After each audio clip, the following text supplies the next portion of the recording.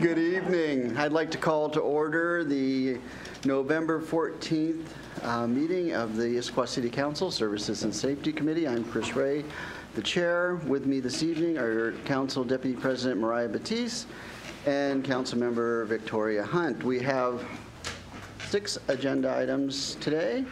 We're going to do Agenda Bill 7651, Human Services Grant Funding Recommendations. We're also going to have a presentation on the Southeast 62nd Street Public Art. Agenda Bill 7667, which is the 2019 Arts Grant Recommendations. Agenda Bill 7691, Startup 425 Interlocal Agreement. Agenda Bill 7652, Hearing Examiner Appointment. Agenda Bill 7689, Amending IMC 3.63 School Impact Fees. And finally, Agenda Bill 7640, Amending School Impact Fees. So with that, let's get going. And I think we're going to start with Agenda Bill 7651, Human Services Grants. And we have our very own David Fujimoto, Director of the Office of Sustainability. Welcome, David. Good evening, council members. Thank you very much, Councilmember Ray. As you mentioned, I'm here to talk about the Human Services Grant Recommendations, and I'm also going to be joined by Derek Franklin, who's our chair of the Human Services Commission, and Vanessa Musavizadeh, who's the vice chair. We also have a couple of members of our commission who are here to join us, as well as our new Human Services and Social Sustainability Coordinator, who I'd be happy to introduce you to later on. So thank you to those for joining us here tonight. I'm just going to get us started off, and then I'm going to turn it over to Derek and Vanessa to cover the bulk of the presentation and talk about their approach and their recommendations. Real quickly, just in terms of a little bit of background and overview, the city does provide human services grants. We follow a biannual cycle, and we work in partnership with a number of East Side and South King County cities as a part of that process. We cover a full range of services, and we also do a lot of collaboration on the east side with several of our neighboring jurisdictions as we think about the variety of services and the needs in our community. And that's important because it goes into the whole overall granting process, where we have actually a joint portal for applicants to make applications. Part of the intent with that is to reduce the burden on the applicants administratively, so we can streamline that as much as possible. And so we do a joint RFP with 17 other cities, taking that information. Our process internally is to work with our Human Services Commission to provide for the review of those grants, and then making recommendations to council, which is why we're here tonight. Stepping back a little bit from a kind of a big goal level and vision perspective, there's a couple of guiding pieces that kind of provide some background for the human services grants. Here on the screen, we're showing the vision from the human services element within our comprehensive plan. And then this year, the commission also produced a vision or mission statement for the granting process itself, just to provide kind of a little bit of a North Star for them as they're reviewing the applications and going through the overall process. The grants have been going through an updating process. Every year we go through a process to review how or every cycle we go through a process to review how they went. In the last go around, we made some adjustments to start to look at the grants by goal area. So we have 5 different goal areas that are utilized by the commission through the review process. And those are the ones that are indicated here. There are also goal areas that are used by a number of East Side cities, so they allow us to take a look at things similarly to other cities, and then also group similar types of programs and services as they're doing their review, rather than looking at things broadly across the full range of services all at once. The grants also cover for the city a broad spectrum, and I mean that in a couple of different ways, both from thinking about things from prevention all the way through crisis intervention. So there's different aspects of the types of services that we provide through the grants. And they also cover a full range of ages and that are being served through the program as well. So the other night, Councilmember Martz had spoken about this kind of idea of this matrix. That's exactly what he was talking about. And these are captured within the consideration of the commission as they're going throughout their process. And generally speaking, the approach with the grants overall is largely in response to kind of a request for services to meet the city's overall goals. That's kind of been our approach for the provision of those services. The city's not really in the position to provide direct services in this regard. There are a few cases where we do that, but really we're providing most of our services through these grants. We have also benefited recently. In 2017, we completed a community needs assessment, and that was the first time the city had undertaken that effort. That provided us with some additional information and data about the local community needs. And so that was an important input and resource that we had available for the commission as they were going through their process.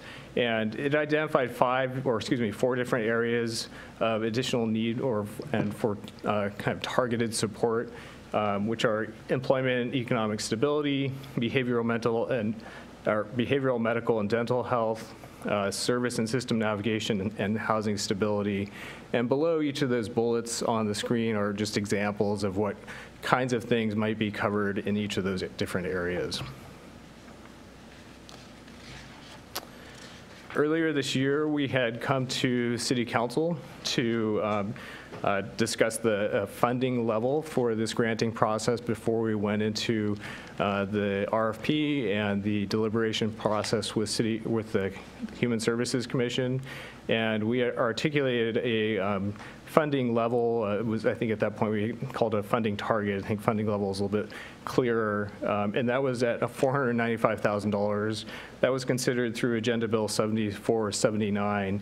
And it really comprised 2 different portions. One was a base funding amount, which was based on a per capita allocation, and then some targeted funding that was related to some of the areas of focus need that were identified through the community needs assessment. So that's how that total dollar amount shaped up in kind of the commission's work as they were starting to review their applications. Real quick, take a look at the timeline. As I mentioned before, the funding level was established in February of 2018. We quickly went to an application process with our partner, 17 cities in total. There were some application workshops, and then the commissioners went through a rather extensive process to deliberate and discuss the various applications. And that's all been work leading up to now, October, November, and the recommendations going to council, to you all for review. I'm going to turn it over to Derek, and he's going to talk a little bit more about the process the commission went through, and then Vanessa is going to talk about the specific recommendations.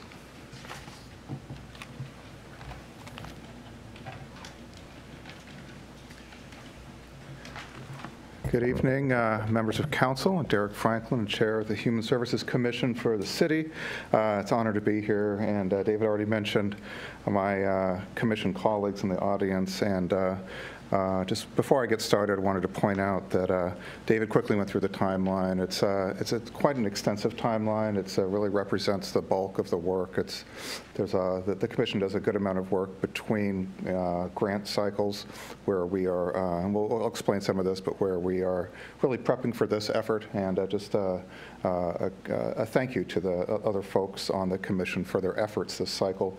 As Vanessa and I will explain, there's we're grateful, and I think as is the rest of the commission, for the additional funds with which we can sort of negotiate to prepare a recommendation, but also recognize that there are significantly more applications this year, perhaps commensurate with the need sort of on the street, but again, wanted to shout out to some of the commission members for their hard work.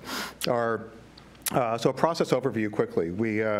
As I mentioned, some of the preparations that we went through included it's an overall process review. It's a complicated, multiple steps for us, and trying to figure out and build on what the last cycle got right, what so some of the gaps were in the previous cycle.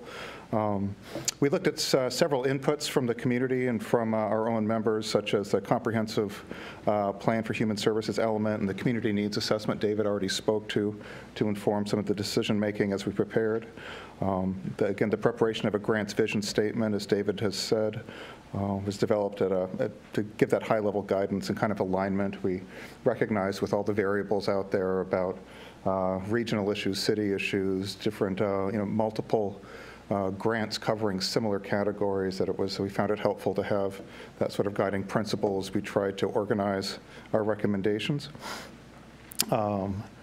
We reviewed and updated the Commission's scoring tool. Part of our assessment process involves, and I'll go over this in a minute, a formalized scoring assessment piece that we spent some time ahead of time discussing among ourselves and with city staff as to the alignment of our thinking. Not every tool was conceptualized the same way by every commission member, so we spent some time up front deciding how certain questions that were not just uniform among our applicants, but applicants from across other cities, just how those were to be interpreted by the commission and how we'd go about discussing them. Other preparations, there's a preparation of a city supplement that went out to all grant applicants, the two-page summary of specific objectives and priorities related to the needs assessment and needs of Issaquah and Issaquah residents. And that, again, went out to all grantees ahead of time, so they were able to shape their applications around those if they chose. We did onboard new commission members this cycle. There's 3 commissioners from the last cycle. The rest were new, so we took some time to ensure those folks were up to speed, including implementation with support from city staff of a practice round of scoring to kind of walk us through the motions of doing it. So we, in theory, were, and I think we were better prepared when the scoring came to be. Next is the grant review meetings. Again, as David said, the May through September, we had 8 different meetings. As well as the participating in a joint East Side Commission meeting, including some of the other cities on the East Side, Bellevue, Kirkland, Redmond, Sammamish, and Issaquah. So the commission members got the opportunity to learn a little bit and share with our fellow commission members from sister cities on the East Side. And then finally went through 3 distinct rounds of review and deliberations. Round 1 involved a scoring and of an initial funding recommendations within each of the 5 goal areas. Round 2 involved refinements of those recommendations and consideration across the full range of programs, so stepping back a little bit and looking about how certain programs would complement or not complement one another when we ultimately decided on a package to present to council. And then, again, final refinements, looking at the numbers, looking at how those would line up, and giving a, again, stepping back and looking at how the package would be best serve the residents of the city.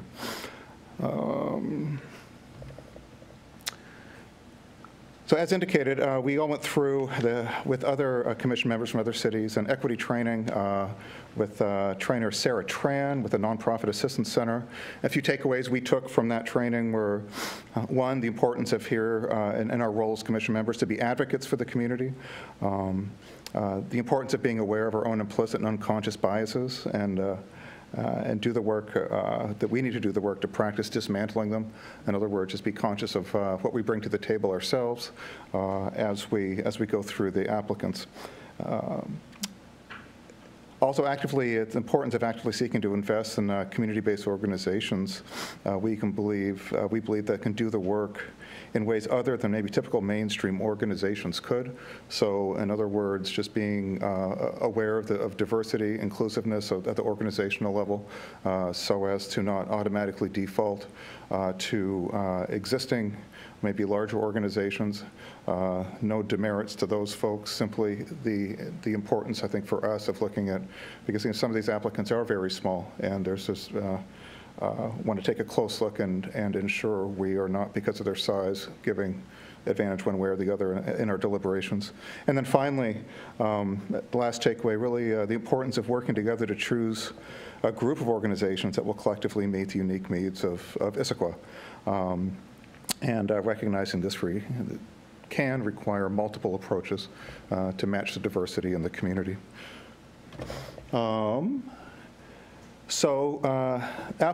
Applications received. As a result of the request for proposal, we received 91 applications that represented over $1.1 million in funding requests.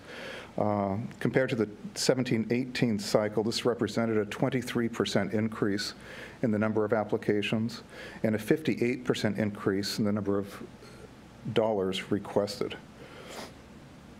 For comparison, in 17-18, it was 74 applicants and about $695,000 in requests.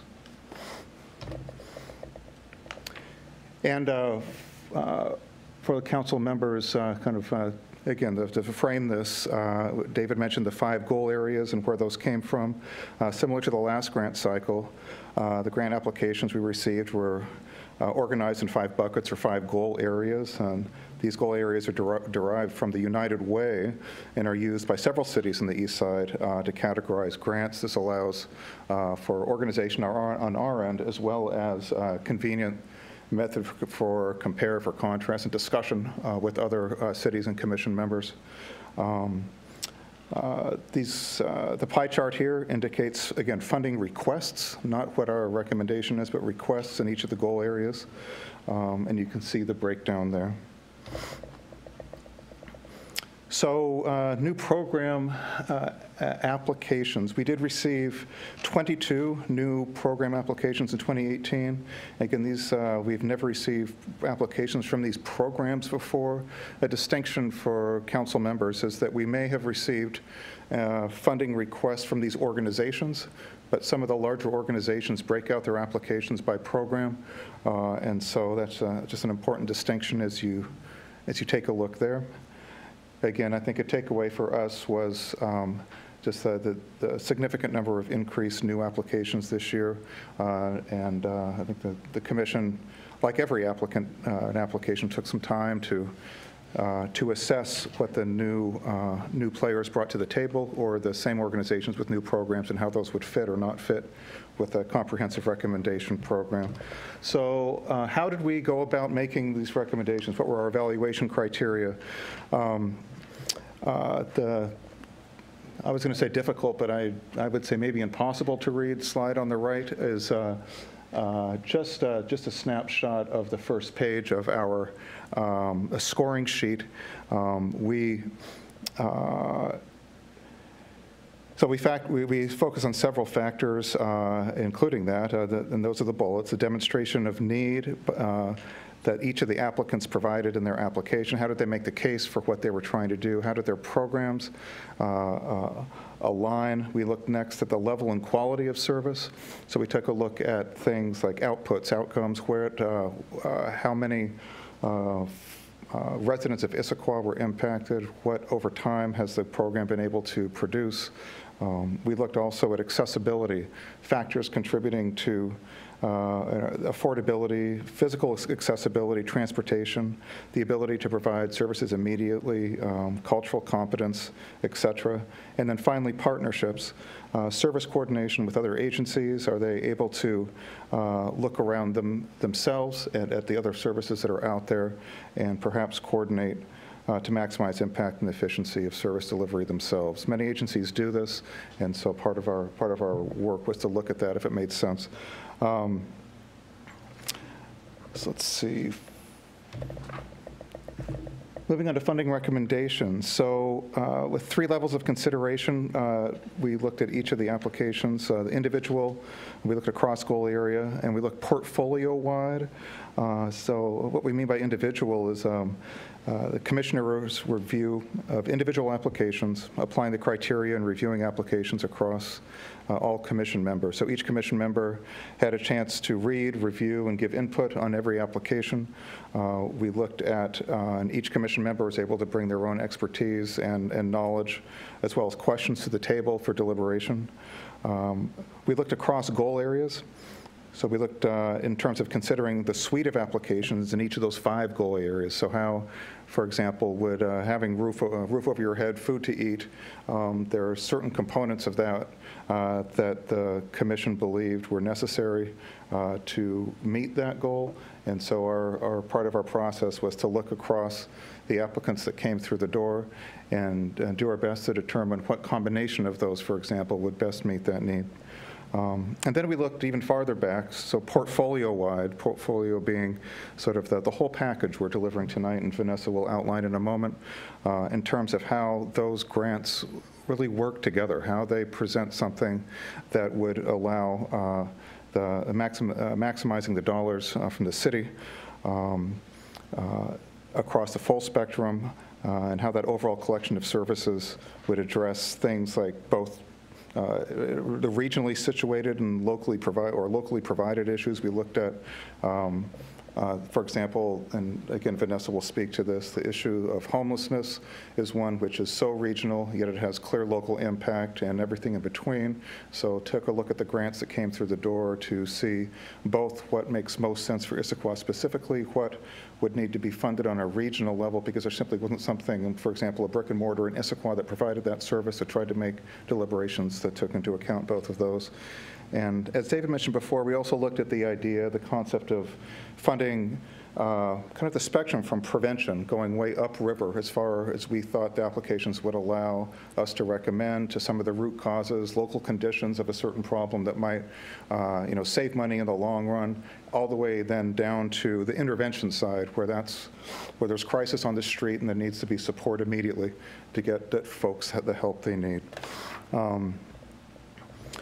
And this will be my last piece, and this is the more difficult part. We, part of our work was that as the needs go up, the applications go up. There are going to be applicants, in our estimation, and there were, that we did not receive a recommendation for funding from us. Again, some of these, we realized right up front that, again, these, if we couldn't fund everybody, it would far exceed the budget, more than double. I think we're at $495. Total came through the door is $1.1 million. But our primary responsibility was to ensure a fiscally responsible allocation to organizations best suited to deliver needed services and available to validate effective use of their funding, and again, with an eye towards minimizing redundancy. So we had some great applications, and I think it's important to point out that this list of folks not funded doesn't necessarily at all represent that they or these agencies or these specific programs are specifically are bad programs or incapable programs. Not at all. I think they, in our estimation, represent the programs that simply does not meet the criteria for recommendation for a comprehensive portfolio we felt would best meet the needs of Issaquah residents. I mentioned it was a difficult thing to do because there are many quality programs listed on this list. I did want to point out that a couple applications that came through the door did not meet. We gave ourselves a minimum grant dollar amount that was advertised and explained to the grantees ahead of time. That's a $4,000 floor. We believe that getting below there, both the administrative time on the grantees end and on the city end, you combine that, it starts to, the cost benefit starts to get questionable on that. We had, and nevertheless, a few came through the door below that requested minimum. That was Sound Generations, the emergency feeding program. Both were contacted about this and chose not to update their proposals at the time. And also of note is the Sophia Way outreach program is funded separately through the city matching funds for a King County Regional Shelter and Homeless Services grant. So that was taken into consideration as well.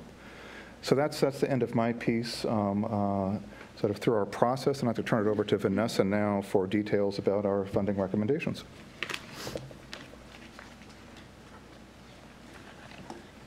Hi, good evening. I'm Vanessa Mousavizadeh. I'm Vice Chair of Human Services Commission. Hopefully some of the takeaways you got from what Derek and David shared with you is that we had both a rigorous and systematic process that we put in place that reflected back, and also we did our best to reflect what's happening now and adjust The other thing I would add is what you don't see in the data and the way that we framed up this rigor is the heart that we put into the review.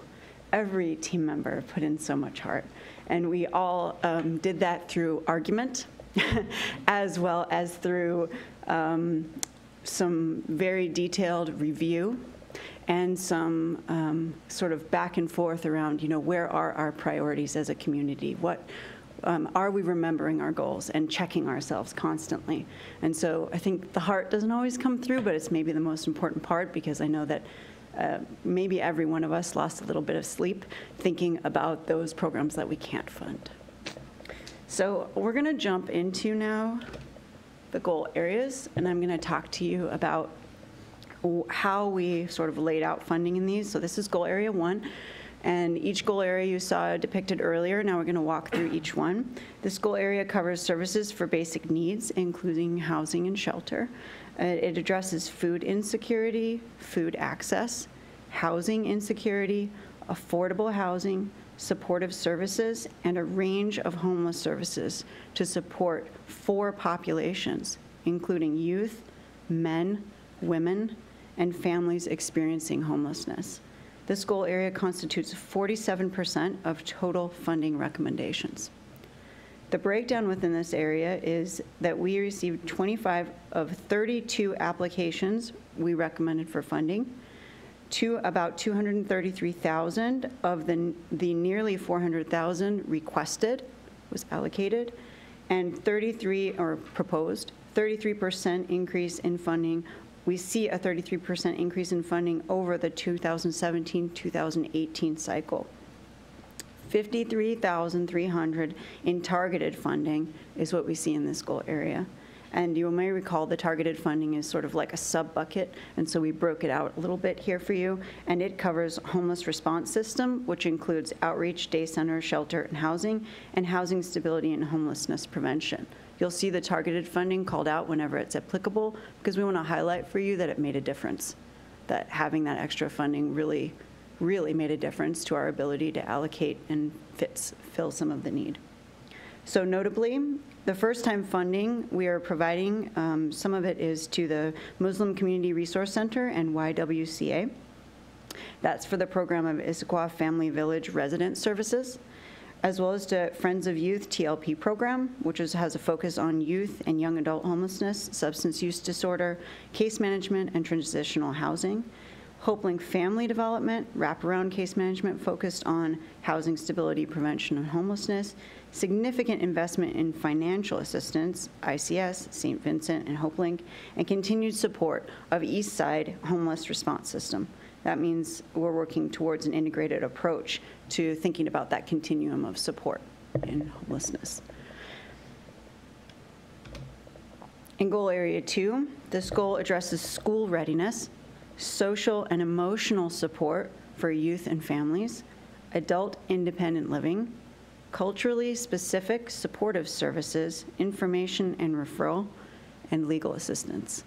I'm slowing it down a little bit because it's a lot of stuff, right? Like, we have a bucket of activities and we've categorized them as best we can, but we're breezing through some really important programs, and I'm hoping you have the ability to sort of process it, because it took us a while, right, to wrap our arms around it all. 11 of these 18 applications we're proposing for funding. Almost 69,000 of the about 173,000 is requested in this bucket. We're seeing a 25% increase in funding compared to the previous cycle. 20,700 in targeted funding in this category, and that includes culturally relevant navigation, case management, language access, youth substance abuse prevention, leadership development. Notably, you'll see continued support of East Side Friends of Seniors, new targeted services, culturally focused and language focused, and some of the items I just mentioned as part of targeted funding, and new programs with IAWW, Influence the Choice, and Cultural Bridges. For goal area 3, this goal area includes advocacy, domestic violence, legal services, housing and shelter, counseling, and information and referral. This goal area constitutes 11% of total funding recommendations. 6 of 7 applications we're recommending for funding. 53,600 of 146,600 requested. I'm using rough numbers here. If you want the specifics, we are happy to provide them. 36% increase from the last cycle. Nearly 18,000 in targeted funding. Notably, you'll see new funding for DAWN, which is Shelter and Supportive Services for Domestic Violence, increased funding for LifeWire Shelter, my sister's home, new funding to LifeWire's Housing Stability Program with a focus on prevention, financial assistance, rapid rehousing, diversion, flexible financial assistance, and advocacy services.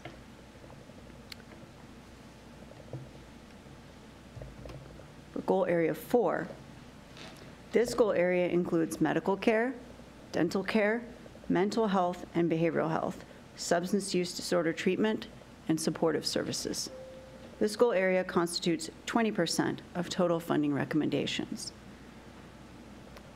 We're requesting funding for 15 of the 22, 100,500 of the 200 and almost 88,000 requested is recommended, 56% increase over previous cycle.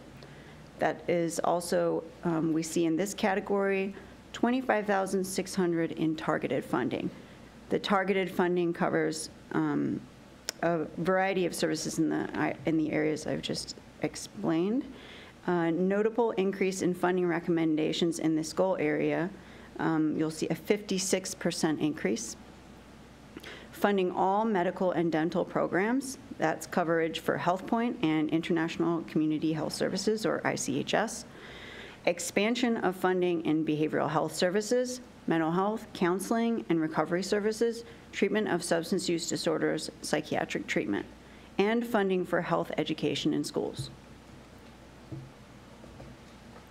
And that's in the form of NAMI.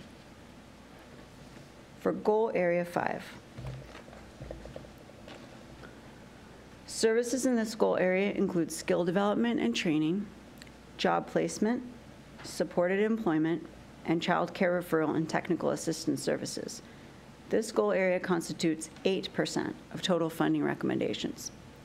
6 of 10 applications are recommended for funding. About 39,000 of the just over 94,000 in requests in this goal area.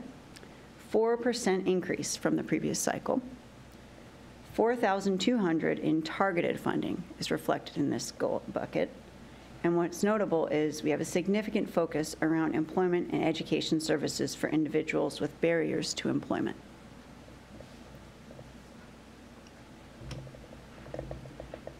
So in sum, the Human Services Commission recommends funding for 65 applications to meet the funding level target of $495,000. The additional funding provided for this year's grant cycle gave us the ability to support a number of improvement services in our community. We're experiencing an increase in demand for services, and the additional funding has made an important difference in our ability to support community needs. The Commission has regularly reflected on the critical impact this additional funding has made in filling service gaps in our community. Our recommendations meet a number of community priorities that we have tried to express across this presentation.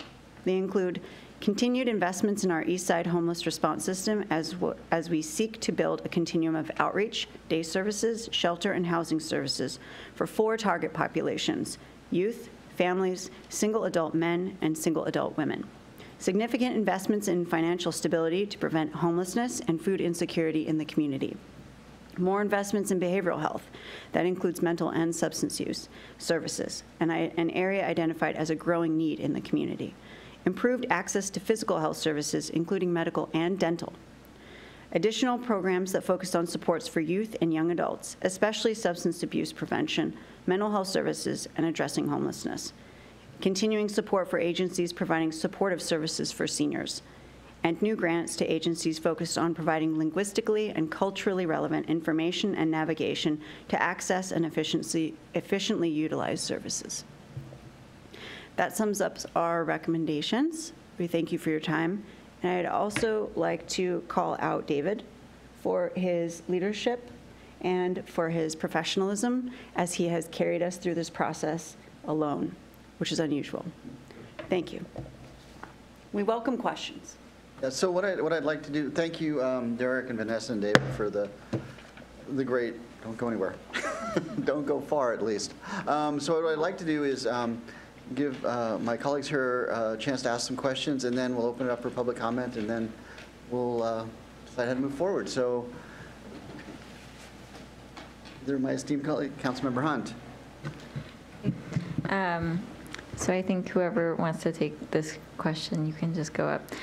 So one question I had was that there seem to be some services that would potentially fall into multiple buckets, or they could be interpreted as being in one or the other bucket. One of the examples was the education having to do with health and putting that in the health bucket, and so it seems that could go in the education bucket. So I wondered how you make those determinations, and if the applicants are sort of sorting themselves, or if it's really up to the commission, and then also if people are applying for multiple programs in multiple buckets, was that taken into consideration with the same organization that had multiple applications across buckets? So the applications are put in 2 buckets, and that's based in part upon how they've been allocated previously, as well as how some of the other East Side cities choose to allocate. There are a number of programs that could fit into multiple categories, so that is for sure a challenge in some cases. But generally, we try to keep similar types of programs in similar buckets as much as possible. So for another good example would be there are some housing programs related to domestic violence that we chose to put in the domestic violence goal area rather than the housing and homelessness goal area. Probably you could make an argument that could go either way. So is that was the commission that makes those determinations? That was done by staff to assist the commission. Yep. Okay, and then so the second part of the question, which I think was a complicated question, but the second part was what if there's an organization that is applying for a bunch of different, because I noticed that HopeLink, for example, had many different programs. So was each one considered on its own as though they were all separate, and that applies whether they're in the same bucket or multiple buckets? That's correct. So essentially the commission went through a review process where they looked at the application for the program rather than the application for the agency. So each individual application was considered on its own merits. Is there a limit to how many applications an agency can put forward? No. Okay. And then my other question was about the community needs assessment, and I know that a lot of work went into that, and I think it represents a snapshot in time, and we also know that the needs in the community are changing, and so I wondered what was the plan for updating or changing that or adjusting that as time goes on? That's a great question. I don't think we've determined what the appropriate cycle is for that. We're actually still in the phase of using that so that was a body of work that helped us, I think, primarily in 2 areas. One was helping to inform the grants process, which it's done, and then the other is to help inform the development of a healthy community strategy, which is really kind of to take some of those results and translate those into actions that the city could work on in partnership with other organizations. And that work was work that we had anticipated doing this year, but were delayed because we had some vacancies in a key position that was focused on that. So that's planned for the work plan for next year. So. So I just wanted to start by thanking each and every member of the Human Services Commission for all their hard work. I know personally how much goes into this procedure and this effort, and it's always wonderful for me to see how this process has evolved and how detailed it's become, and there's just so many good things that have happened within this process. So I'm going to start by saying that I have more to say later during comments, but I have a couple questions. In regard to when I look at all of the buckets that that the Human Services Commission is breaking down into right now. I just have a question about seniors in general. As things changed years ago in terms of the United Way and other large organizations focusing on targeted funding, and it seemed to be at that time that there was a concern about programs for seniors being sort of hit hard because of that. And I know we listed senior services, supportive services for seniors, so I was just wondering if you could talk a bit about that and where that lies, if that's still a concern. How that comes into play. I don't know that I have the latest, and I'm not sure if Derek or Vanessa might have some content to add, but the shift from United Way that was, I feel like it was 2 to 3 years ago, as they changed their funding approach, did pull a lot of dollars away from senior services. And so at that point in time, Sound Generation, formerly Senior Services, did see a pretty significant shift in funding that they had previously. Now, interestingly, they also were one of the grantees that chose to apply at less than the $4,000 threshold and chose also not to adjust their grant application. And, I don't know the reason why that was the case. We did fund, or the commission did recommend funding for the Eastside Friends of Seniors, which is a different program that provides services to seniors. Thank you, David. And we had a significant increase in the applications coming in, so wondering if we have some ideas about why that increase has happened, and if that's been consistent across other cities as they've been going through their own processes. That is a great question. I don't definitively know the answer to that across the other cities. It's certainly something we can check on. I think part of the reason why we see that increase is that I know at least in a couple of cases with the applications, we heard from agencies that have been operating in this area for a number of years, but they're starting to indicate that they're seeing more and more Issaquah residents as a part of their services. So they wanted to try and access some resources to help support that work, and whereas maybe it was a handful, they're now seeing dozens or something. I'm making those numbers up, but essentially that they've seen an increase in demand for their services. In other cases, there are some other organizations, in particular, Derek spoke about some community-based organizations that are kind of growing, and they're developing some services for specific populations that are more accessible and culturally relevant. And so there were a fair number of those organizations that applied to the city as well. So those are a couple areas off the top of my head that I can think of. I don't know if there are some others that might be examples, but that's part of it. And I think it probably is reasonable to state that it also reflects some changes and growth and need overall. Anything else? More questions, but if I can take a break. Okay, well, then I will fill in for you there. So during Derek's presentation, he mentioned the Human Services Commission goals. Could you share those with us? Sure. I think he may have been referring to the goal areas, perhaps. The main kind of piece related to goals probably lives best in the human services element. There's a variety of different policies in addition to that vision statement. So I think that's what was being referred to, not any other specific kind of goals tied to this process. Great. And then I like the fact that you called out the targeted funding and the categories of that, because I mean that was an area of significant conversation earlier this year as we put that together. Did you tag individual grants and say this is a targeted funding grant, or was it more done in aggregate?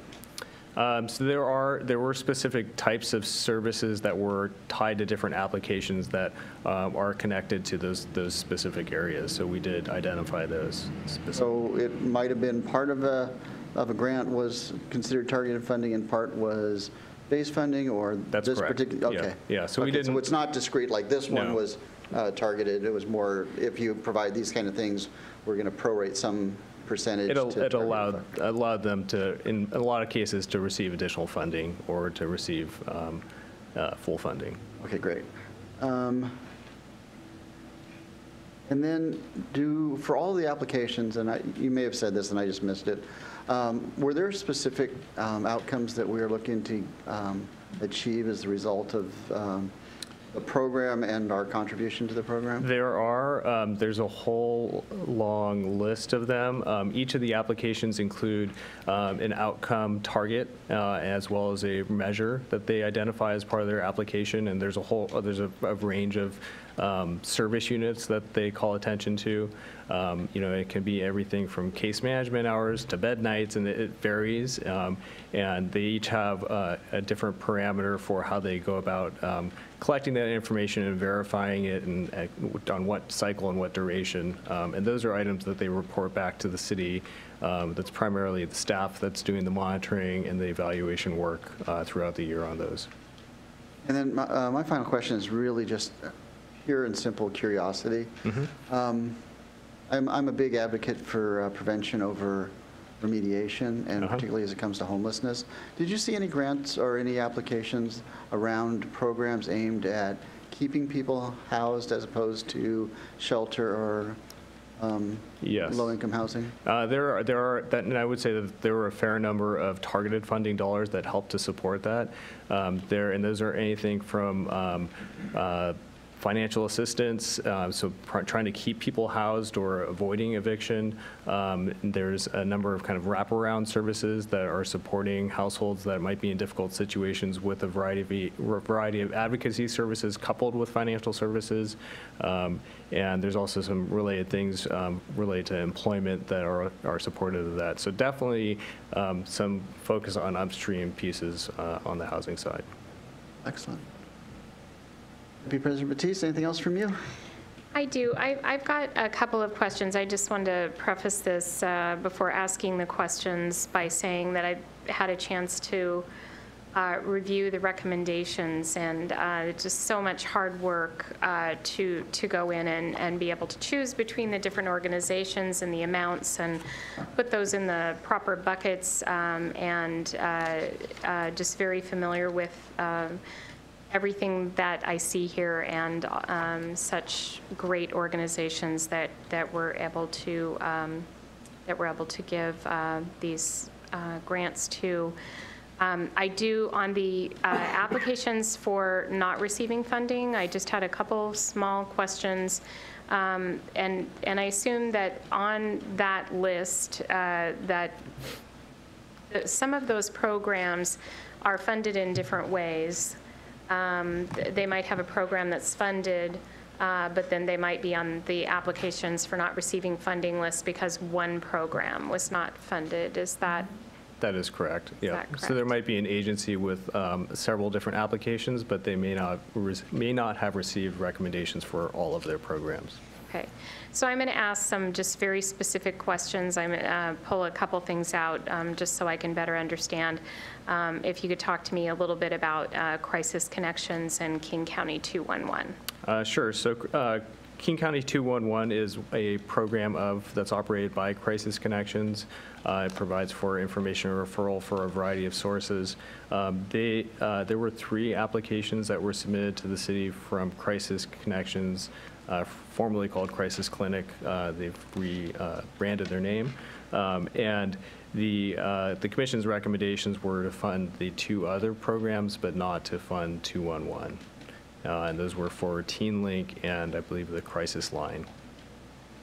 Were there other programs that were covering, to your recollection, what 211 covers? I think in different kinds of ways. So 211 is different because it's a centralized service and a specific number and web and email access.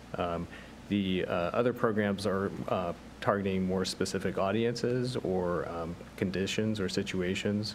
There are a number of other organizations that do information referral and in culturally relevant ways as well. Not that they don't, but so there are other services that do some of those pieces in different ways.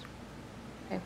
I know that when the Human Services Commission is looking, they're looking across a regional, looking regionally to be able to work so we can all work together on different regional aspects of human services. And then we definitely have the local organizations, and I know that comes into play, and then the partnerships that develop. There are a couple local organizations that I think I've asked about in the past, so I just want to ask the question about one of the groups that was not funded was Athletes for Kids. Yes. Can you tell me a little bit about that? Sure. So Athletes for Kids follows a model where they work with student athletes and individuals with disabilities to provide for mentoring opportunities and pairing of those. There are other organizations that also provide for youth mentoring, and I know that there was probably quite a bit of conversation about the approaches that the different organizations used, and that is kind of a space that there are several organizations providing those kinds of services to the community. And I think at the end there was kind of with the needing to pick, I think the commission chose to fund other mentoring programs. Okay, so we've got other mentor programs there.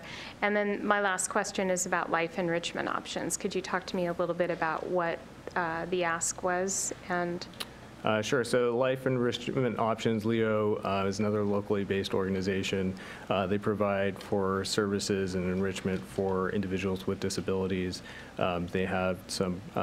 They operate some houses, group homes for individuals in the community, as well as providing for some social emotional services. With they've got a derby, and as well as a I forget what they called it, but it's kind of a athletic environment for individuals with disabilities.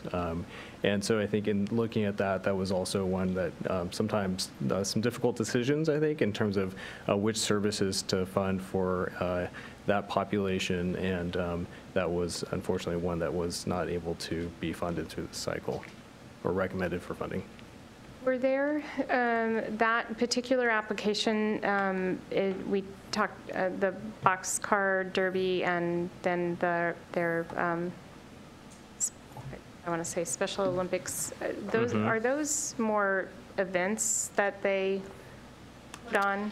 Those two pieces, those are events that they support. And was that what the funding was requesting? That was, the funding was for, I believe, primarily for that. Would it be fair to say that, well, I don't want to get too specific, but I was just curious about, as groups might come forward and they might be requesting money for something that falls into an event category, that kind of thing. So that was the reason for my question.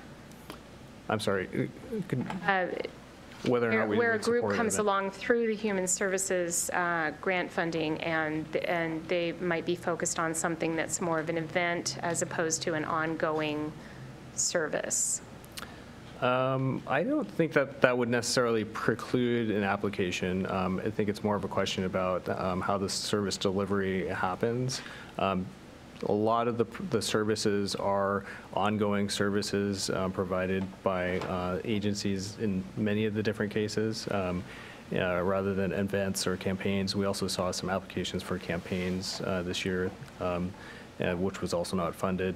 So they're a little bit different and unusual in that sense, but I don't think it would necessarily preclude it from funding.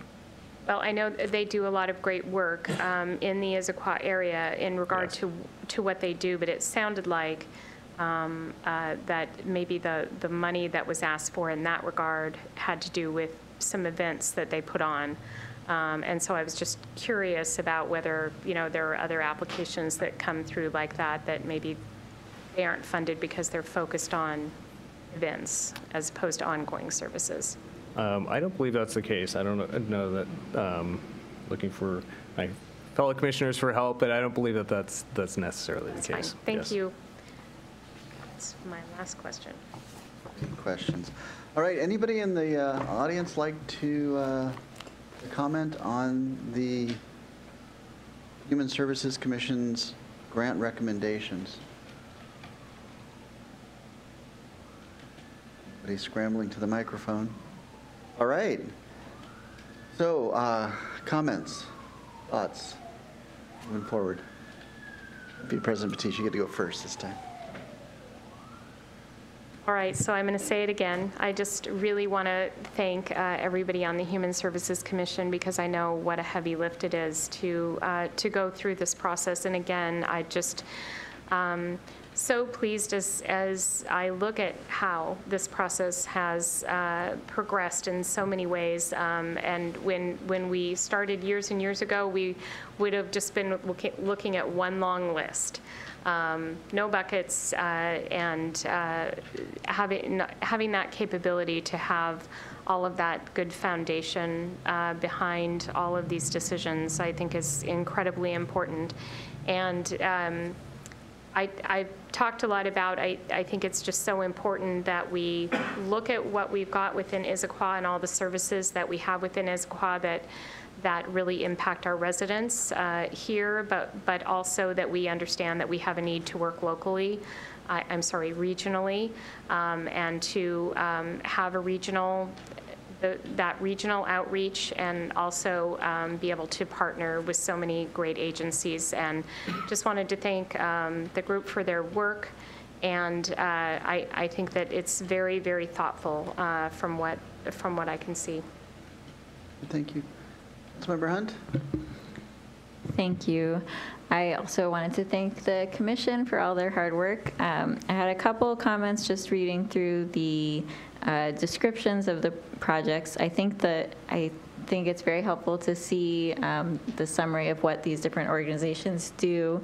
One thing that would be helpful for me going forward is also a clause as to, for those that weren't funded, about why. In some cases there was that information, and in some cases it said that the commission did not recommend funding, full stop, and there wasn't that additional information. I think we this evening had some questions about those, and when I was looking through, I also had those questions that might be helpful in terms of seeing a little bit more about the process at each level. And then also, one piece of information that would be helpful for me is for those organizations that have a presence in Issaquah, or that if they have a presence outside of Issaquah, what sort of, if we have information about what population from Issaquah is being served, and just to make sure that we are funding those organizations that are meeting all the needs of the Issaquah community, while realizing that these agencies often have services that extend beyond the boundaries of any one city for very good reason. At the same time, I think with our community funds, we should, it would be helpful to see if they have a presence in Issaquah, and then if they don't, what sort of services are they providing to residents of Issaquah. And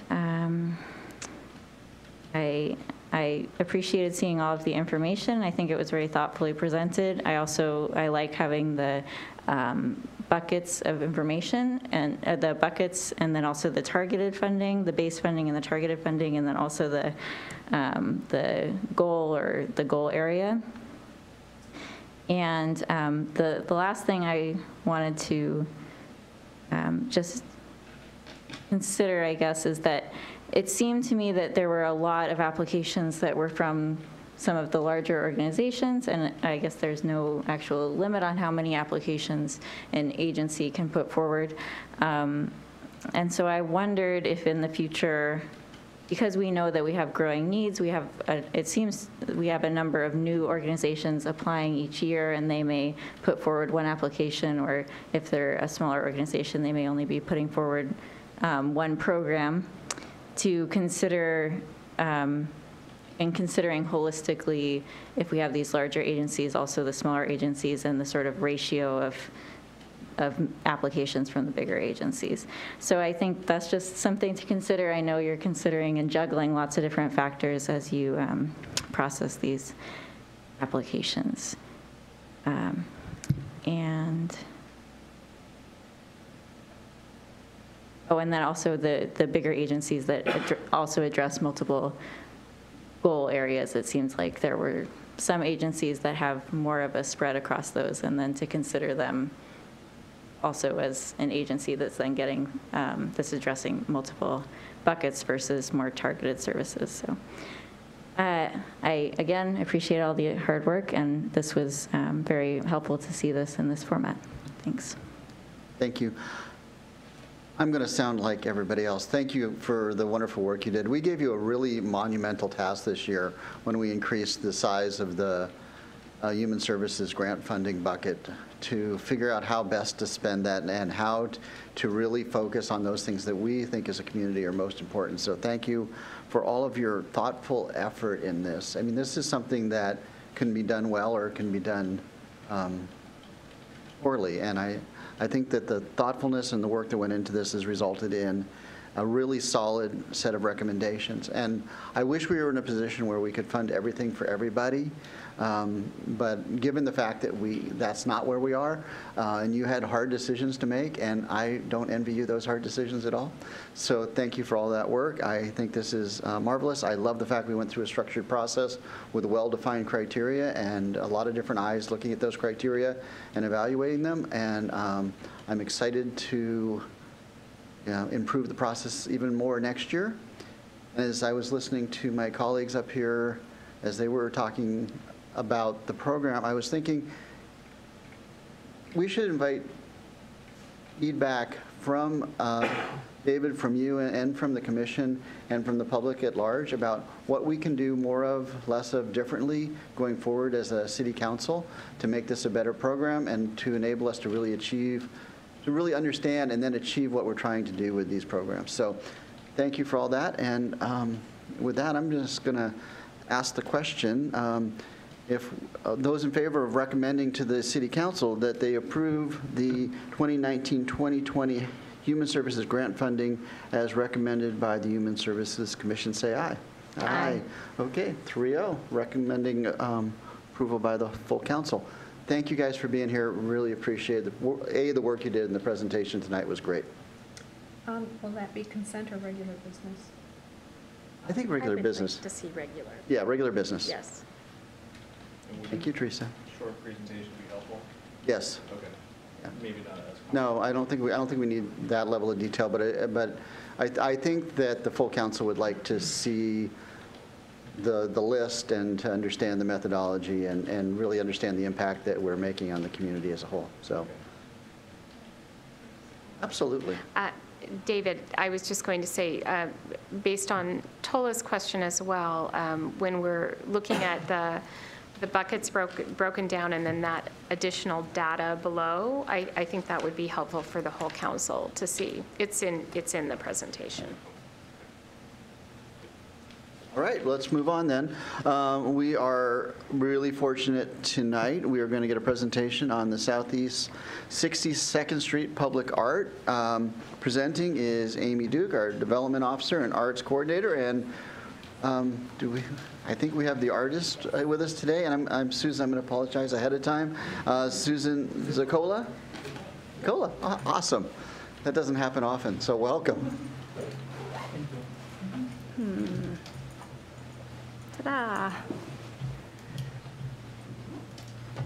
Is it really obvious, David, where they are? Oh, yes, it is. Good evening, Services and Safety Committee.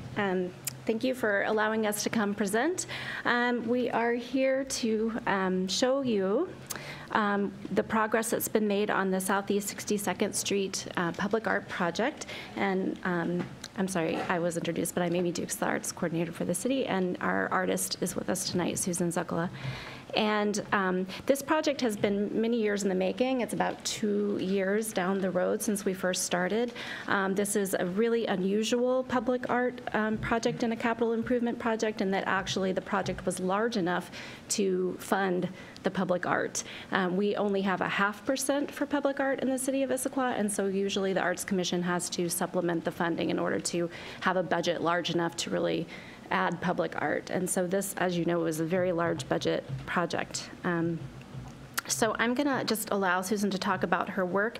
It has already been through all the larger processes as part of the construction project move through, and this is really just to give you some information before it gets installed. So Susan, do you want to come up? And I would love to be able to figure out how to make this just solid, but I can't. So just, That's it. yeah. Oh, perfect. Okay. Hi, everyone. Pretty pictures. This has been a really fun project to work on with Amy. It feels like we started about 100 years ago, but I guess it was too. I'll stand closer to the mic. Thank you. I was brought in kind of early in the process, and I was able to kind of go over the plans for the greater project, because it's such a huge change there with the interchange and the bridge and everything like that. So I was able to kind of dream about what locations kind of called out for art, and working with Amy and the Public Art Commission too, they kind of refined where to focus. And I was allowed to just kind of let my imagination go of what would look cool here, you know, what makes sense here. So what I came up with many ideas, but this is the one that just that seemed like the one to do. I'm using wheels and a lot of wheel, I guess, imagery, but it's also somewhat organic, I hope, because I think I'm so struck by the beauty of nature that is kind of being held on to even with this road development. I'm showing you here, this is from my proposal. I was inspired by the landscape and by these LiDAR maps of topography and bicycles. The bicycle path there is super cool.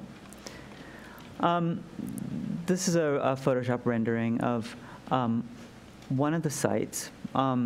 Initially, we had looked at this kind of roundabout space, but for a variety of reasons, it was changed. So right now, the artwork is comprised of 4 sculptures. 3 of them are on this little crescent here on this side of the bridge. I'm a little bit disoriented about north, south, east, and west at the moment. And then the 4th sculpture is on the opposite side of the bridge. So here's I'm rendering a map here showing you where those are. And then this is the 4th piece, which is just at the end of the bridge there. My thinking here was that people would see it coming and going, and that it would feel connected as a artwork and as a project to have it spread out over 2 sites. This is more of an illustration of the artworks themselves. They're being fabricated as we speak. They're going to be made of steel, water jet cut steel shapes that are then bent almost like origami, and then welded and fastened to these poles that have varying heights, and they're all painted separately in kind of a gold, copper and silver palette with a little blue thrown in, and they'll be installed, we'll see, January, I guess it's looking like. We're kind of working with the contractor there, figuring out a time to set footings and things like that. So, some photos of, this is the fabrication shop. This is the artwork in process, unpainted, but it can show you kind of the quality of the material itself. These are steel, and then they're slightly bent. This is the start of the piece that's standalone piece. And of course, like all public art, I've had to think about, how to make them easy to maintain for a long time, and to be 16-year-old boy proof, and all those things like that. So that's been part of the design process too, is wanting to make them a long-lasting contribution to the city. So I'd be happy to answer any questions you might have. Any questions for Susan?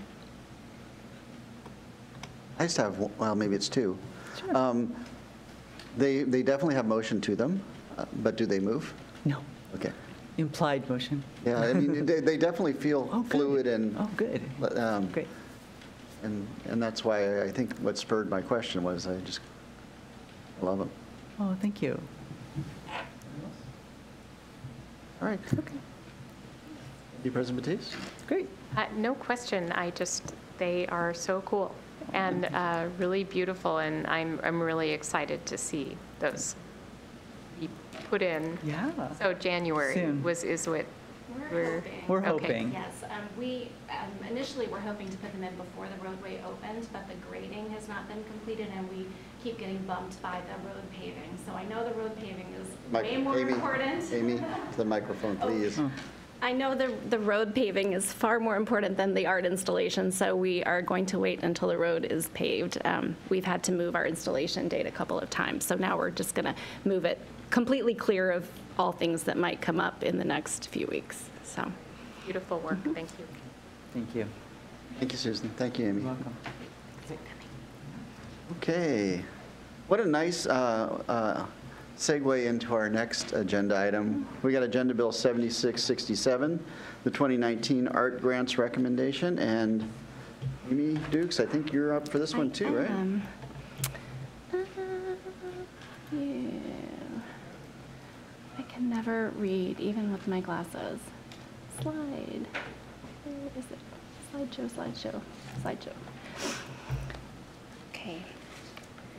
I also want to mention that Vice Chair of the Arts Commission, Leslie Moore-Flug, is here tonight and is going to assist a little bit with questions and things after I finish a really brief presentation. So just to give you a really quick overview, because I know there are a few new members on this committee, the Arts Commission was founded in 1988, as was the arts program.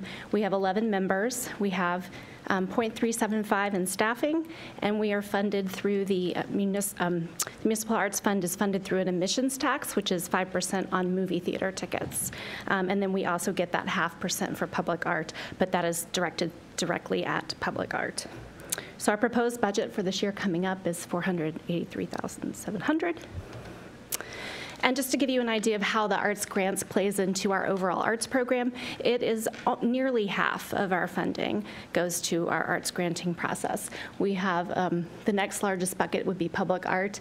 The Arts Commission itself, because of that small amount of staffing and also because we have very limited performance venues in the city, and the city doesn't actually really own any, our programs are very small. So the Arts Commission puts on an International Film Festival every year and a Chalk Art Festival, but we don't do a lot of original programming.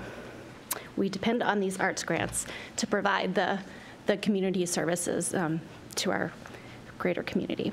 So just to give you a quick overview of our process, which I have to say is inherently simpler than the human services process. We start in the summer. We look back at the granting from the previous year. We look at our policies and our processes and see what needs some tweaking. In August, we released our grant application online, and we do all of our promotion for that program. Our deadline this year was October 1st. And the arts commissioners reviewed all of the applications. All commissioners review all applications. We do have primary readers for each application, and we typically have the arts commissioner who was responsible for the site visit of that organization be their primary reader. And then we're here now, hopefully approval in December. And then as soon as the grants are approved and the new year begins, we'll start contracts. All the contracts have scopes of work which have required outputs, and they are held to those outputs, and they are also done on a reimbursement basis. So they do need to do the program or provide the service before they are paid. We also have all arts commissioners conducting site visits throughout the year to ensure that our funding is being used properly. And then our evaluation criteria are fairly broad. We have the artistic merit and quality of the project, the benefit to a broad spectrum of the general public and to the community. We want to see that these organizations are fiscally stable, being managed well. We do have a lot of organizations that have a lot of turnover, and we have a lot of organizations that are completely volunteer run. So we do ask them quite a few questions about who's at the helm and who's on the board and what they're doing in that regard. We also evaluate their ability to plan and perform and provide follow-up evaluation. Contracting with the city is not super easy. They have to come up with a scope and be held to it and provide us lots of numbers and data when they're done. So we want to make sure that they're really able to do that. And then this one is more recent. The Arts Commission 2 years ago went through a large community arts visioning process, and through that process we came up with new strategic directions. So we're now asking all of our applicants to address our strategic directions in their application, and so those are the last bullets. The ones that most of our organizations are addressing are expanding the access throughout the community, and then also that celebrating diverse and multicultural communities.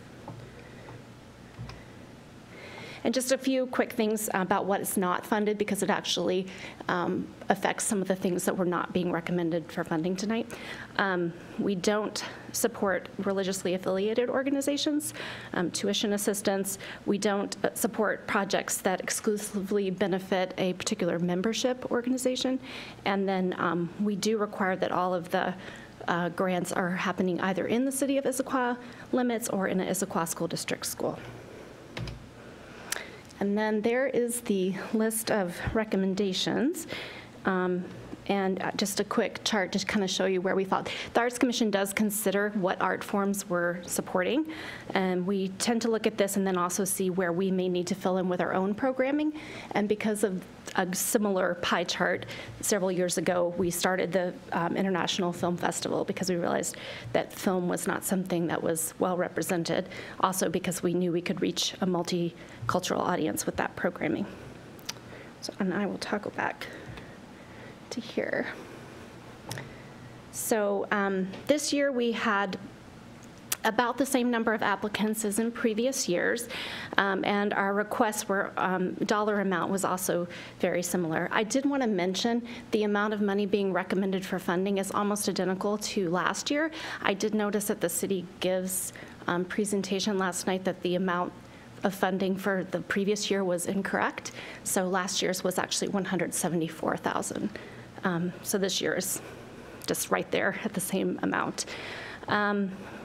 So within this group, this is a very varied group of applicants and projects. We have really small organizations that are completely volunteer run. We have the Village Theater that has a nearly $15 million budget. It is quite a runs the gamut of types of organizations. And the Arts Commission does want to be really mindful of being supportive of things that are of our community and for our community, like our Issaquah singers who are all volunteer and go to our seniors centers and sing to brighten people's day, all the way to the Village Theater, which produces new plays that go on to Broadway. So we have a really diverse group of applicants. And then we do support projects in the schools. This is done for one of the primary reasons is because we want to make sure that we're reaching youth. A lot of our programs do not reach youth. The schools program is our best way to reach them. Also because we know that the schools really truly represent the diversity of our community, both ethnically and from a socioeconomic standpoint, and that way we know that we're reaching a diverse population through that program. So do you have questions about the funding, or happy, and Leslie's here to help answer as well if you have questions about the process or the decisions that were made. Deputy President Batiste, what do you got? Thank you for the presentation, and great to see this program and all of the great organizations that are listed here. One of the questions that I have is a few slides back when you talked about the strategic goals, I believe, of the group or your criteria. So as the group is considering the grants, do they need to fall into all of those, all 5 bullet points, or just one? Just one. We actually ask the applicants in a narrative form to address our strategic directions and talk about which one they think their proposed project best fits, and talk about why. So that is the way that those are used. And then you have several I guess what I would say, and it was on the pie chart, I think that you have in the sort of the entertainment area or festivals. Yes. So festivals and celebrations are listed. Do they have to have an artistic component to them, or just meet one of those 5? They do have to have an artistic component. So for the festivals and celebrations that are listed there, one is a Holy Festival, and the project is going to fund musical entertainment. And then the other is Highlands Day, and the project is for performing arts entertainment during Highlands Day. Okay. So we wouldn't fund a non-artistic component in a festival. Okay, thank you. Councilmember Hunt? I was struck by, in this pie chart, the visual art being 5%. It seems, so I guess my first question is, there was a substantial amount of funding in the overall arts program for public art, which I imagine is visual art. Correct. So I guess the question is this consistent, and is there thought on changing or balancing that, or is this is the way the applicants are in our city? It's fairly consistent. This year it's a little bit lower because Art East is going through some leadership changes, and so their requests were quite a lot less than they normally are. I think simply because they don't have a director right now, and they're trying to figure out what their programming might be for the future. So that was part of it. Another part is that we only fund nonprofit-oriented arts organizations and projects, and a lot of the visual arts things that take place in our community are actually, fee for kind of classes. So, it's a lot more likely that we would have music in the park, or, music on the streets, and those kinds of programs as free programs versus a visual arts program, which is more likely to be a pay-for class. Mm-hmm. So there is, in the larger ecosystem of arts in Issaquah, there's a tremendous amount of for-profit activities happening too, but we don't fund those. Do people apply for grants to do smaller public art projects, or is that a separate granting process that you would do? Yeah, so last year, or actually this year for 2018, we started a pilot program for neighborhood arts, and we have a few groups that we're working with on pilot projects, and all of those have been public art in nature. We're going to work on that again next year, and then after the 2-year pilot, see how we want to formalize that project. But it seems that most everyone wants to do something public art related in that. And then we do, have a fairly large budget for public art, which kind of covers that. Visual art, we did have one applicant that was a public art project, but it was an individual artist. And so her project was actually something that dovetailed very nicely with Welcoming Week. And so we've kind of hooked her up with the Welcoming Week organizers. It didn't really fit into our project. And then the other project that we didn't fund was the Tavon Center had a program that was exclusively for the members of their center that didn't have a public access component. So I did notice that they are funded, though. Tavon Center, aren't they funded, or they were not? They were not. Oh, they were just on the list. Okay. Yeah, but we're meeting with them too to talk about if there is some way for them to provide some artistic services that could have broader community benefit. Okay. And then the other question is there a requirement about having either a presence in Issaquah or in some way reaching residents of Issaquah? Yes, so the project either needs to take place in the city of Issaquah or in a Issaquah School District school. The majority of our funded organizations are Issaquah-based organizations.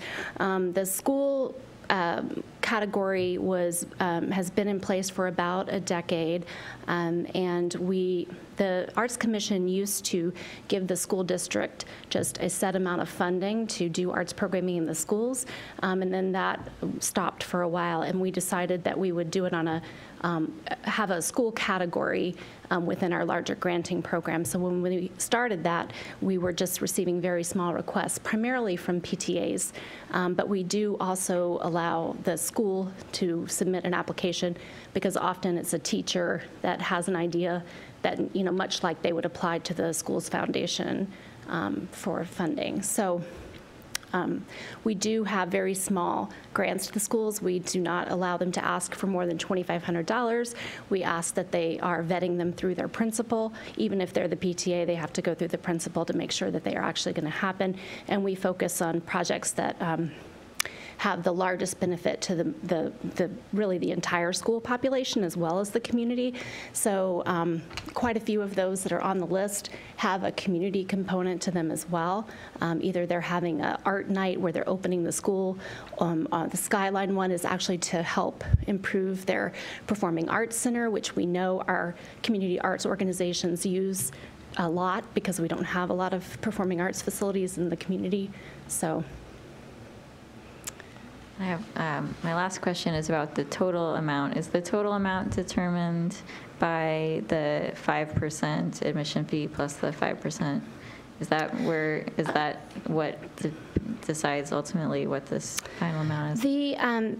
Pretty much. We have, it depends on the number of public art projects that we also have coming forth in the year, because that 0.5% really very rarely covers the amount of a public art project, plus we have the maintenance of our public art program that we have to maintain, and insurance and all those things. So we use some of our admissions tax money to also support the public art program, but we've kept the funding level at about $200,000 a year when we consider also the neighborhood arts program added into that. So it's been fairly steady. We feel comfortable, I think the Arts Commission feels comfortable with the gap between the asks and the amount that's granted.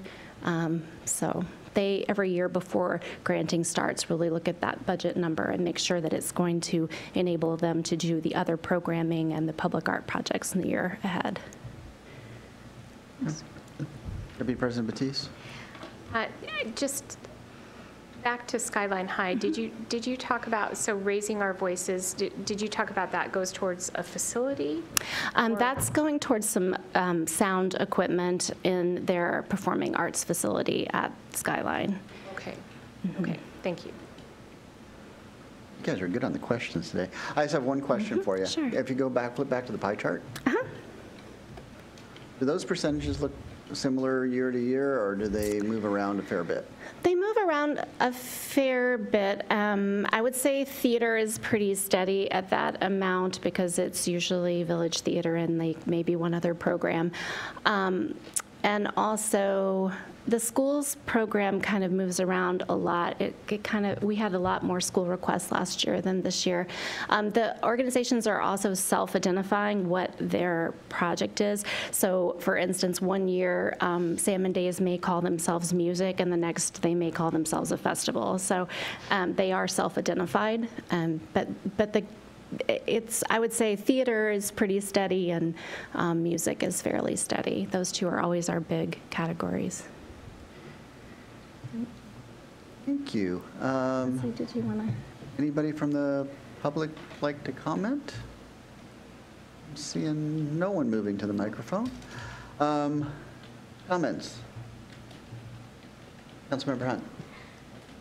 I enjoy hearing about all of the art that the city is supporting, and I think it's a very important part of our identity as a city that we have a really strong art component, and especially the theater and music scene, I think is an important part of our sort of character. So I appreciate hearing about all the different programs that the city is supporting.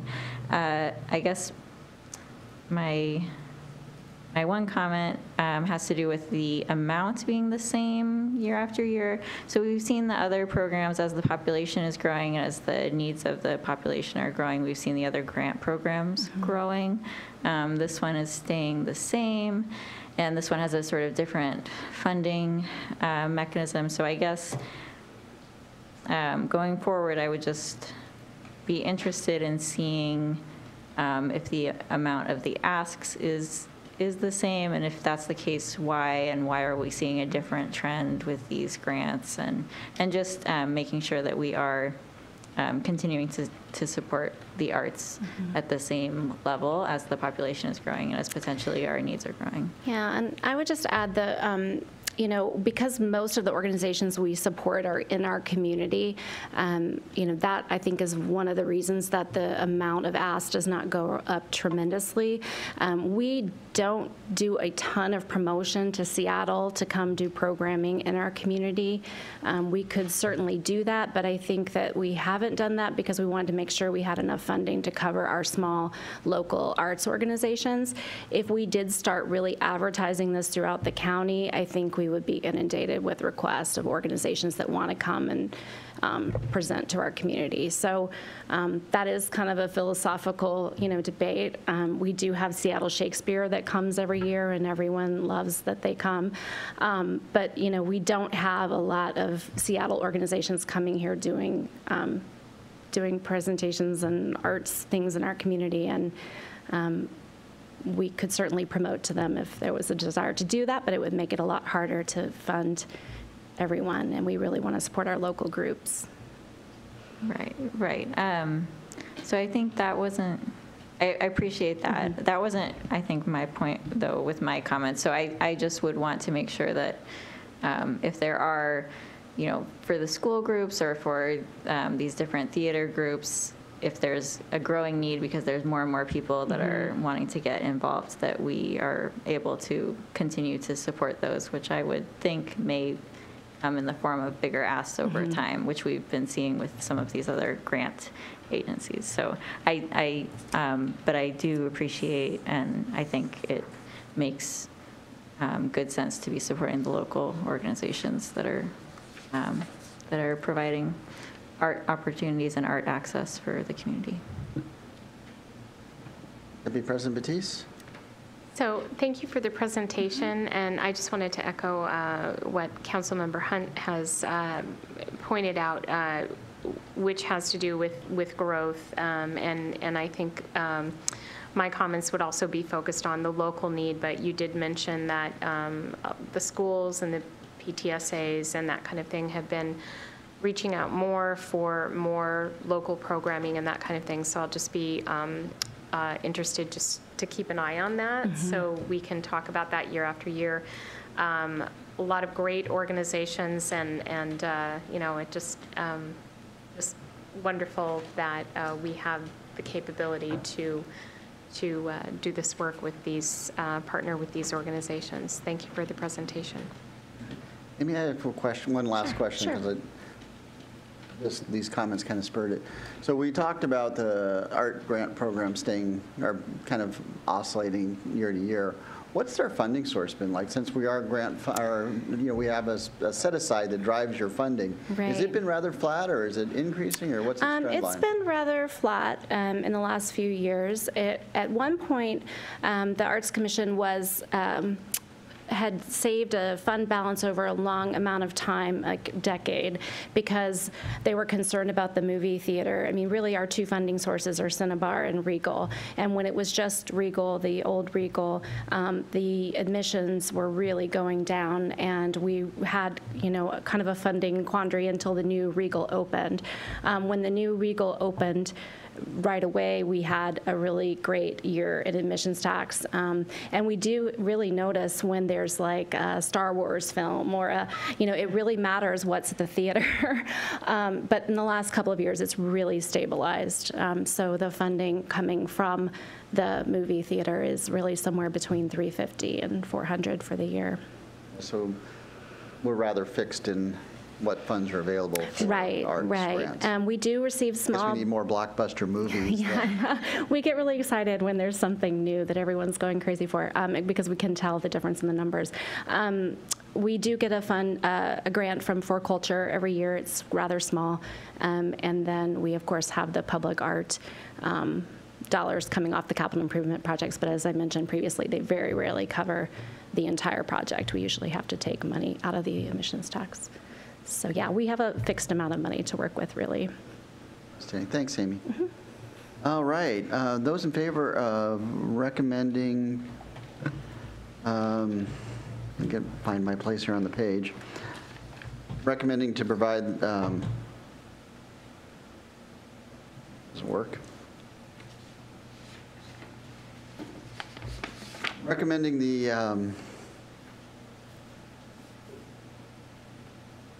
art grants as proposed to the full council, say aye. Aye. Aye. I'm thinking regular business. That's December 3rd?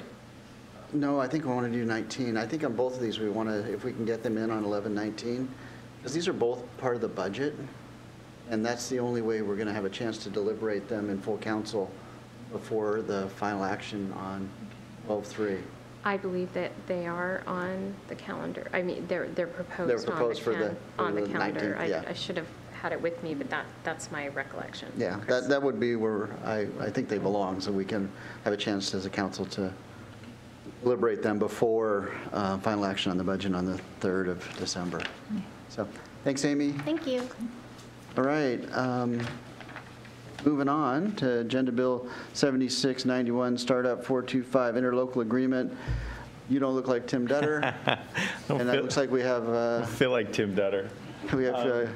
Director of Development and Economic and Development Services, Keith Niven, or something like that. Thank you, Committee Chair Ray. I am surrogating this for Tim tonight, who's at Economic Vitality Commission. So we had a little bit of a conflict this evening with committee and commission meetings. So I'm going to go through, and this is his presentation, so forgive me if I stumble through it. So basically, Startup 425, the Services and Safety Committee got a presentation from James Henderson mid-year on Startup 425. We have partnered in that organization for a number of years. It was initially started by Bellevue, Kirkland, and Redmond. We joined as the 4th member, and subsequent to us, City of Renton has also joined. It was a way for us to do something for startups in town. We don't have incubator space. Some cities have, vacant buildings that they don't use, and that can be turned into startup spaces. We don't have that. And so as we talked about how we could really assist our startups in town, we reached out to Startup 425 and asked if we could join. So the mission of Startup 425 is to basically go from idea to working business, to take people with ideas of starting businesses and giving them places to get a foothold. So there's basically mentoring that happens, there's coaching, there's presentations that are given in all communities. We've had a number of them in the city. And what we're asking the council to do is to authorize us to enter into an interlocal. And it actually is with Kirkland now, because Bellevue has kind of given the home of this to Kirkland, and Kirkland is asking for us to enter into an interlocal agreement. The interlocal agreement would obligate the city to contribute our share, which would be $15,000. And we're recommending that we do that, and that money would come from a port grant. So right now, the Port of Seattle is giving basically all communities $1 per populace. So we get basically $36,000 a year to promote economic development opportunities within the city. And we have chosen to use a portion of that for next year to pay for our obligation into Startup 425. So I ran through, I didn't even look at Tim's presentation, we can do that. So Startup 425, Bellevue, Kirkland, Issaquah, Renton, Redmond, and the port is part of it as well. So conducts the foundation series in Issaquah in the spring and in the fall. courses offered, ideation, business licensing, business plans, financing, marketing, network, and mentoring. One thing we found this year, and I don't remember if we talked about it mid-year or not, attendance in Issaquah has been down. And we're trying to run that to ground in terms of why this particular year we've trailed off. Previous years, these sessions have been full, and this year not so much. So I don't know if it's not being advertised well enough, but we're trying to figure out if that's a Issaquah-specific outcome or if all the communities are seeing kind of a downturn in attendance to the events. So I mentioned it was previous house in Bellevue. I went to Kirkland, and Kirkland is maintaining the website, coordinating the foundation series, implementing strategies, hosting planning meetings. So right now, the agreement as currently drafted shall renew automatically for 2019 and 2020, and each year thereafter, unless any party gives notice. So we can get out of the interlocal agreement with a 30 days notice, which seems like that protects our interest. So I'm going to stop. I think he's got more questions. So we talked about the $15,000. See, a deferred account will be established. The City of Kirkland for funds received Startup 425. City of Kirkland will contribute up to $40,000 to manage the program and day-to-day operations. So Kirkland, I think Kirkland decided that this was a good thing for their community. So every community's economic development efforts are a little different, and Kirkland funds their economic development department of one a little bit differently than how they also have almost a full-time consultant that works for them. So different approach. I think they see kind of entrepreneurs and startups as maybe more core to their personality than maybe we do at this point. So that may explain, I think, why they were willing to go in a little bit deeper on Startup 425. So that is it. Apparently, I'm asking if you have any questions. Questions? I'm going to go with Deputy President Batiste first. To be king.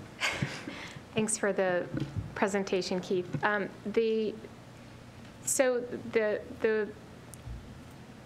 they talk about financial assistance and just different things that a startup might need, are those volunteers that are providing that?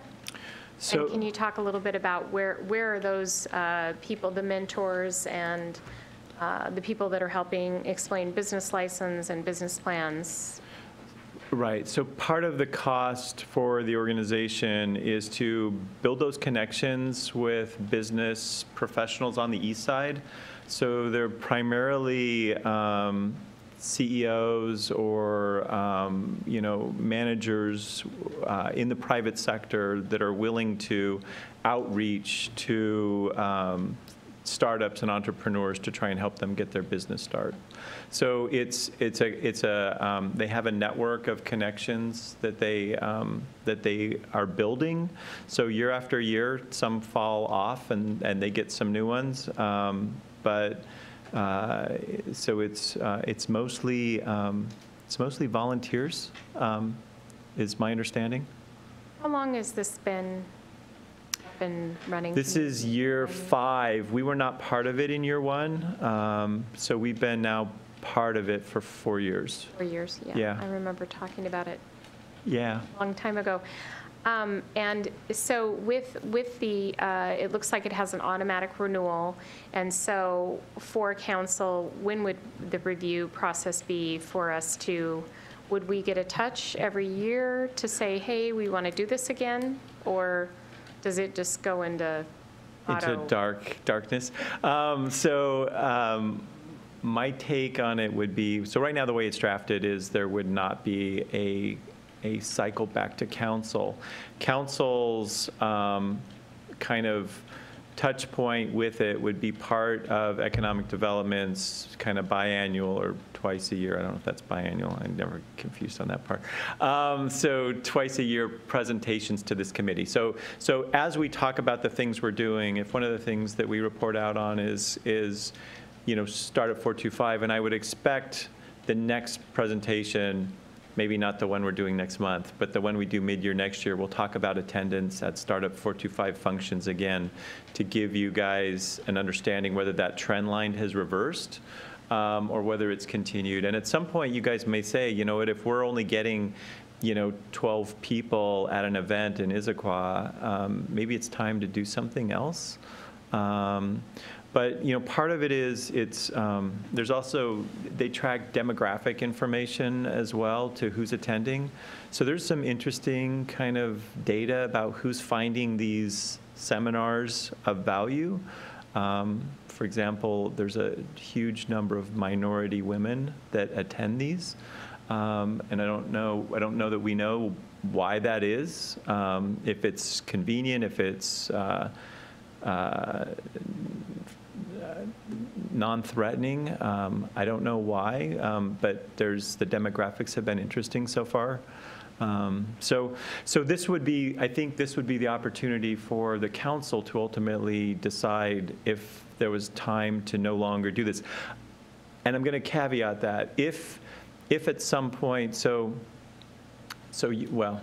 buried within the economic development budget every year, there would be a ask to appropriate additional. So again, we ask you guys for authorization to appropriate. At this point, it's port grant.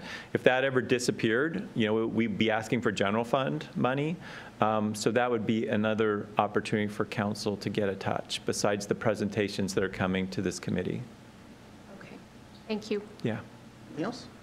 Councilmember Hunt? So you mentioned the number 12. Is that approximately the number of people that attended this last year, the seminars in Issaquah? I heard that number for at least one. I'm not confident on that, council member. If you would like that information, I can get that. Well, I guess I'm just interested in some idea of what it was before and what the proportional drop-off was, if it's half as many people this year, or if it's a quarter of what we were seeing. Or So since we are planning a presentation next month to services, why don't we just include that as part of the presentation? Okay, yeah, that'd be great. Is this a company, a for-profit company that runs? Okay, so it's a nonprofit, and then it also has organizations that volunteer their services to guide other people interested in starting up. So the organization is made up, it's funded by the cities of Bellevue, Kirkland, Redmond, Renton, and Issaquah, and also financial contributions from the Port of Seattle. The organization, so the administration of this nonprofit has been historically by City of Bellevue Economic Development Department. It has now migrated to Kirkland. Kirkland's now taking on the responsibility of maintaining the website and organizing the classes. And so a city has always been kind of the umbrella organization, and the others just financially feed in. Is it a part of the city? It's a part of the department of the city then? So think of it like it's in my mind, it's the same as Arch, right? So Arch is really only there because the East Side cities, and now the East Side goes all the way to Bothell and for Arch, fund this organization because we couldn't compete against Seattle for funding for affordable housing projects. Likewise, this is a group of East Side cities that have gotten together to say, we can probably do more for startups and entrepreneurs as a group, because if you're somebody who wants to start a business and you got a business idea but you maybe don't have resources, and you live in Issaquah or you live in Bellevue and there's a class in another community, if you drive, right? That they don't have necessarily geographic boundaries that limit entrepreneurs or startups. And so part of this idea is, if you live on the East Side and there's opportunities to build your business plan that we can provide, that benefits the whole region. So I think it's it's a parallel to Arch, obviously different mission and function, but it's kind of similar structure. Okay. And then I think this will probably be a question for the next meeting, but I would be interested in if there, and I think we talked about this previously as well, the metrics that are used to assess if people are actually successful, what the outcomes are, if they are able to start up a business, or if they're able to improve their business, their livelihood, and some numbers around that would be of interest. Okay. Thanks. Since Tim got off tonight, I'll make sure he does that. Just a couple of questions. So my understanding is Startup 425 isn't an entity. It's a program that's managed by by the 5 cities you named, and they all contribute something to that program. So, don't have the agenda bill in front of me. Is it a program or an entity? I don't know the answer to that. You might be right, council member. It may be just a program.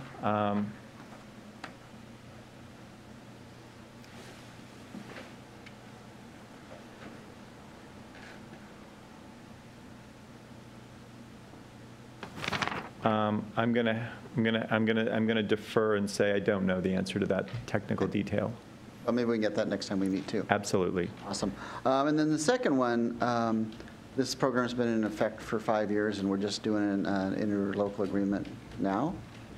Because it moved. So Bellevue didn't ask. Okay, so we didn't have an interlocal with Bellevue, but Kirkland wanted to formalize the relationship between the partners. I think they didn't trust us. No, just kidding. No, Yes. that's not the case. It's just, yeah, they have asked all the cities to enter into an interlocal, whereas Bellevue just took our word for it. Yeah. Okay. Any other questions for Keith? All right. Any public comment? I'm going to go with no. All right.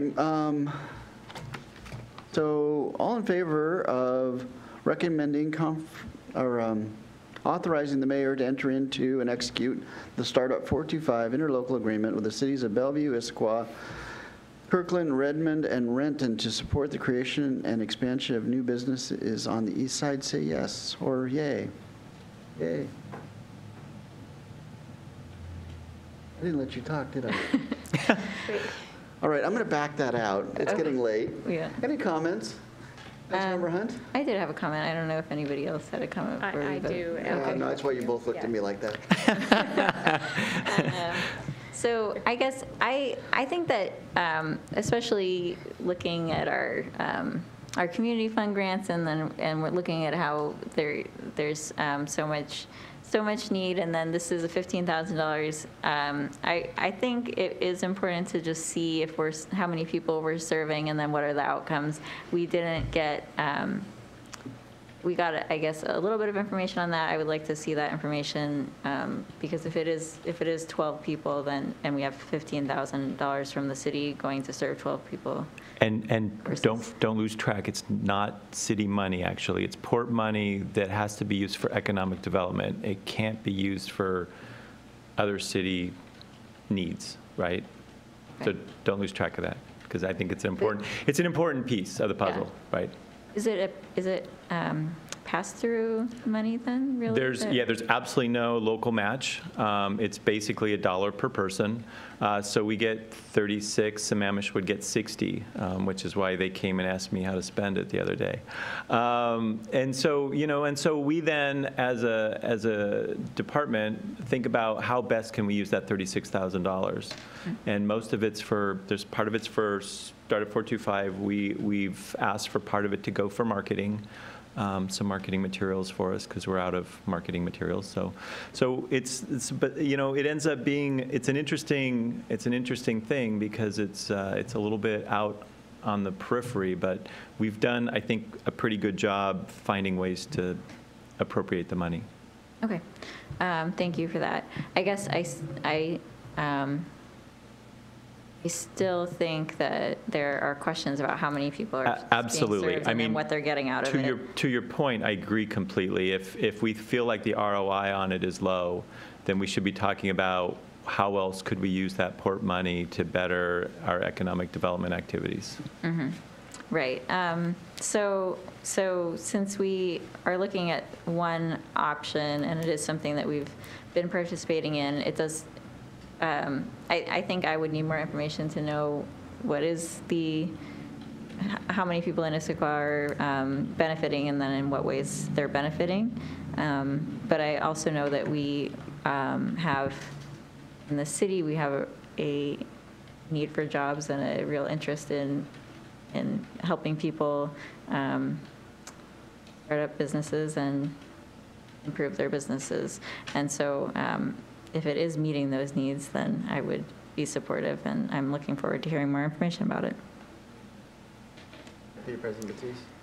So, overall, I think that this is a really cool program. I remember starting to talk about this on the Economic Vitality Commission years ago, and I remember people being really excited about even being some of those advisors and being able to give back to the community. So I really like that. The reason I was asking about the review is that we are getting a grant. It is focused on economic development, as we start to talk about, and I think everybody's sort of heard me talk a little bit about jobs and bringing jobs into Issaquah. How could we best use that money? And is this the right program? So just having an evaluation of this program and if that's the best use of that money. I think it's great to be able to help startups, and that's, of course, across the east side. We're also involved in several different organizations that I sit on regionally in terms of the Economic Development Council, a couple different versions of that one through PSRC, and now the Greater Seattle Partners, Partnership. Right? Mm-hmm. Yeah. That just changed their name, that are focused more on looking all the way across Seattle and the whole entire region, and being able to look at bringing employers and jobs in. But if there were a time that we were saying there are very targeted pieces of information or programs that would work well to focus on jobs in Issaquah, I think it would be a good conversation. So I'll look forward to your evaluation as we go forward in terms of numbers of participation.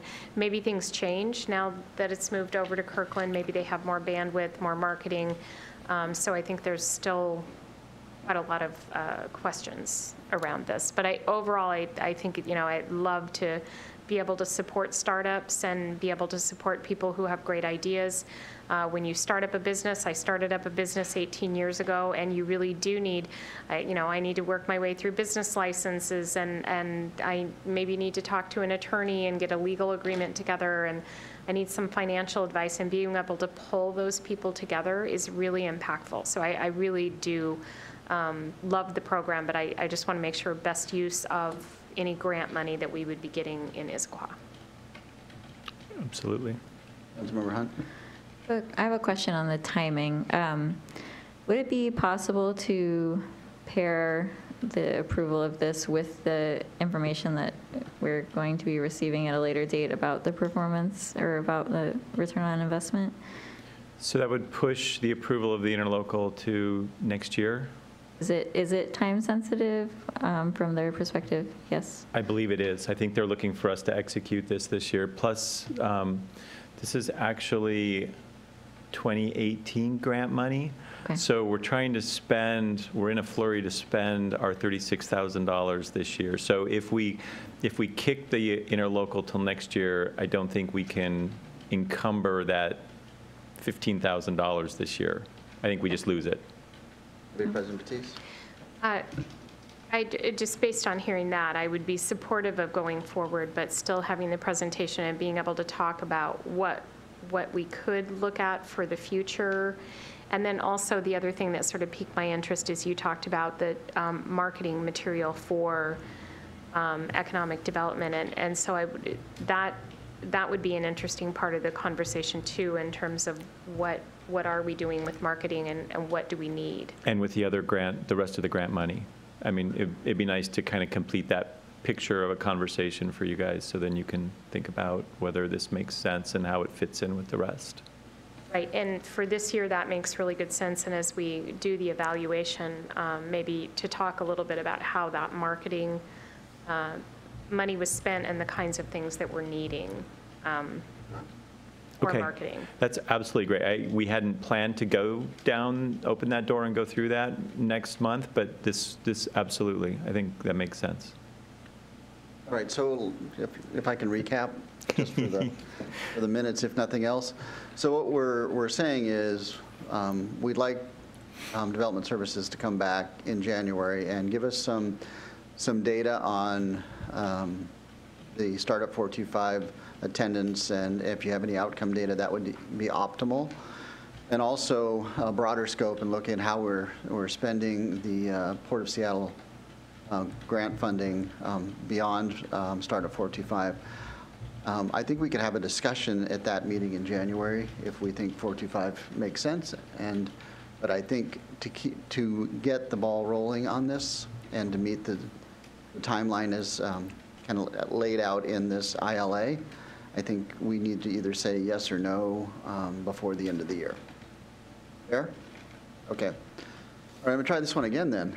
All of those who would like to recommend to the full council that they authorize the mayor to enter into and execute the Startup 425 interlocal agreement with the cities of Bellevue, Issaquah, Kirkland, Redmond, and Renton to support the creation and expansion of new businesses on the east side, say aye. Aye. Aye. And I'd like to talk a little bit about if we want to put this on consent on the 19th or bring it back regular business. We have I suspect, a full agenda on the 19th. We do. Well, I'd love to hear what you both have to say, but I was thinking if we do put it on consent, then in the chair's report, that we could speak to it. Yeah, and I think we should. My feeling is that I'd like to put it on consent. I'd like to speak to it during the committee report.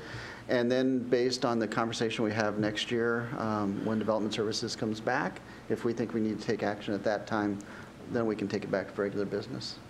Councilmember Hunt, what's your thinking? I think that sounds good. Okay. So, so I'm just look at my calendar. So Amy didn't say anything because she's stalwart. I'm a coward. So the agenda bills for the 19th are due today. I mean, in theory, so they post on Friday, because that's the Friday before the council meeting. You know, I can sweet talk Tina into getting this done for the 19th. But if it can be on consent, I think the 3rd would be better. No problem with that. All right, let's go with the 3rd. Awesome, thank you.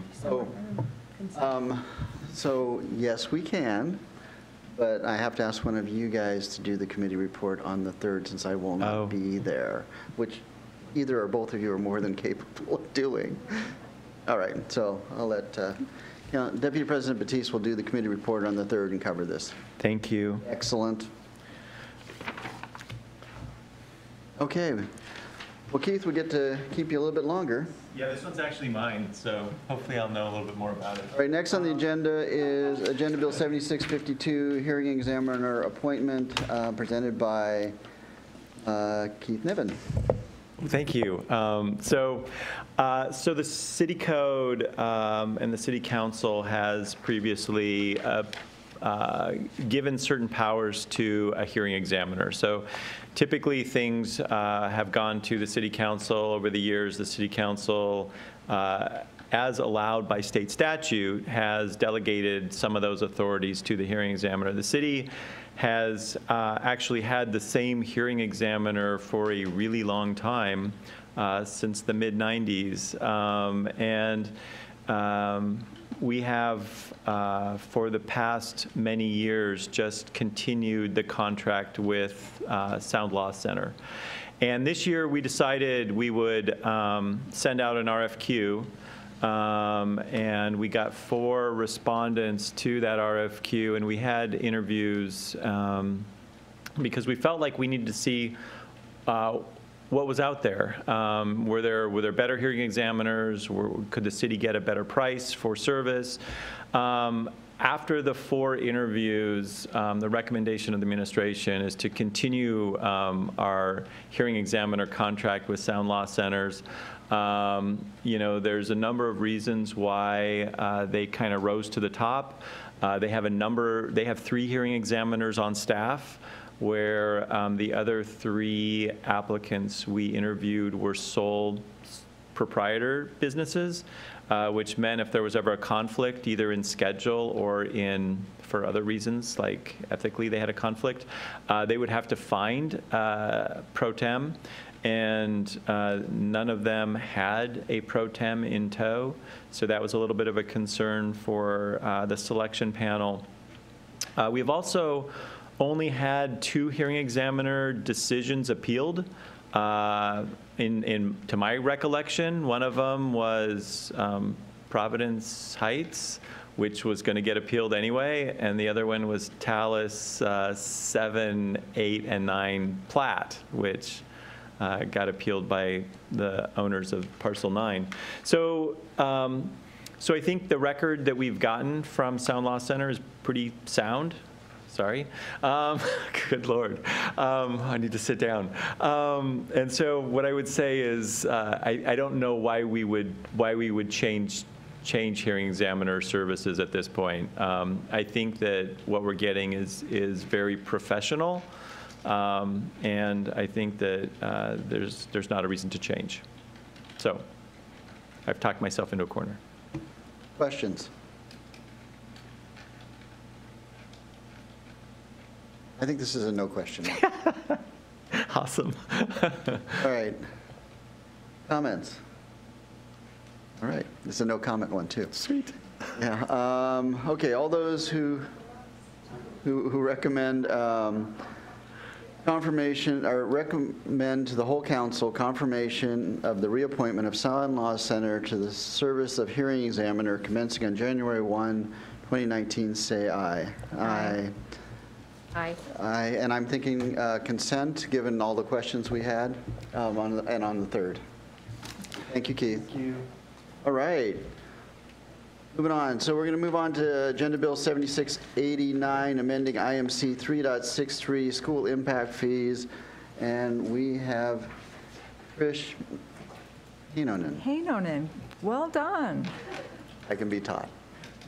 It's a tricky name. So, it scared me a little. Tim's presentation had 2019 on it, and I'm looking, thinking, no, it's still 2018, isn't it, please? But we have been doing these things for a long time, it seems. But, okay, school impact fees. We're doing 2 of them tonight. The first one, just to back up, we do this every year. We update our school impact fees since 1995, and I sent you tonight the interlocal agreement and the very first ordinance we ever adopted. So that's pretty special. We've been doing it every year since then, and last year you all had a concern about the double additional discount, and that conversation's continued to this year. And so to resolve it tonight, based on your recommendation at the last council meeting, we have 2 amendments, 2 agenda bills before you. The first one is to allow our ordinance to allow flexibility in what we adopt, that you can go higher or lower than what the school 6-year capital facilities plan says. And the second one, the second ordinance, takes that flexibility that we don't have now and actually sets the fee. And you had that recommendation that was a 2-to-1 vote that was to go to not have the discount this year, to just have the 50%. And so that's coming before you tonight as well. But it might be easier if you don't have any questions, or if you do have questions, to start with the first one first to see if you still want to allow flexibility in our school impact fee ordinance. Let's take the first one first. Okay. Are you looking for questions? Yes. All right. Any questions? Councilmember Hunt, you're going. So I have a question related to the materials, the ordinance and the interlocal that were provided. Oh, okay. Is there changes that are necessary to that would have to do with this one? No. There are no changes to the interlocal, but we would have to change the ordinance because the ordinance specifically says that we will adopt whatever's in the school district's capital facilities plan. So we went through the ordinance and changed the IMC to make, Jim had, our attorney had words that would allow us the flexibility to go higher or lower than what was established in the school's capital facilities plan. But the So interlocal would not have to change. And if we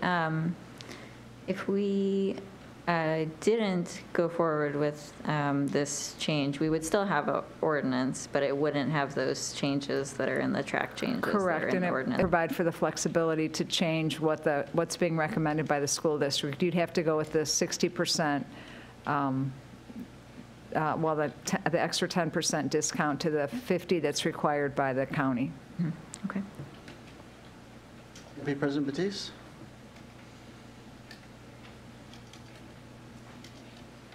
No question. Okay. So I got a couple. And, Okay. So thank you for sending out the original interlocal. It was a riveting read. Yes, it's very special. And also the original ordinance. Yes. So what I noted, because I read the original ordinance because I was curious about what it said, because it was referenced fairly heavily in the ILA, and matter of fact, it controls. So it looks to me like it's been amended between 1995. Every year? No, not just the amount, but the construct. Thank you, Keith. Because as I was reading it, and I'm not trying to spring this up, but I just got it today, so I was just reading it.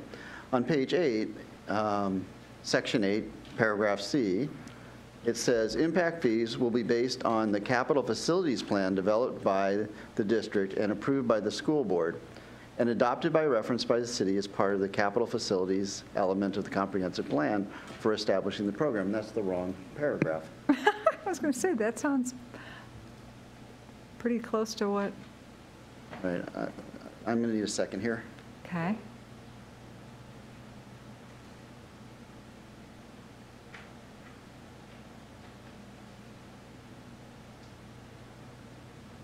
It does sound like what's in there.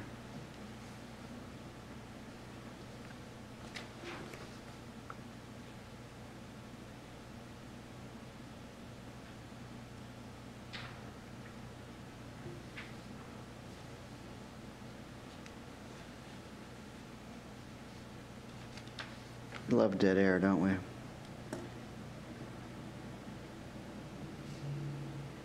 Oh, there it is.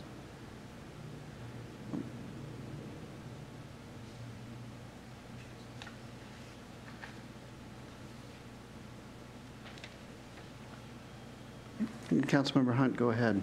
Live search.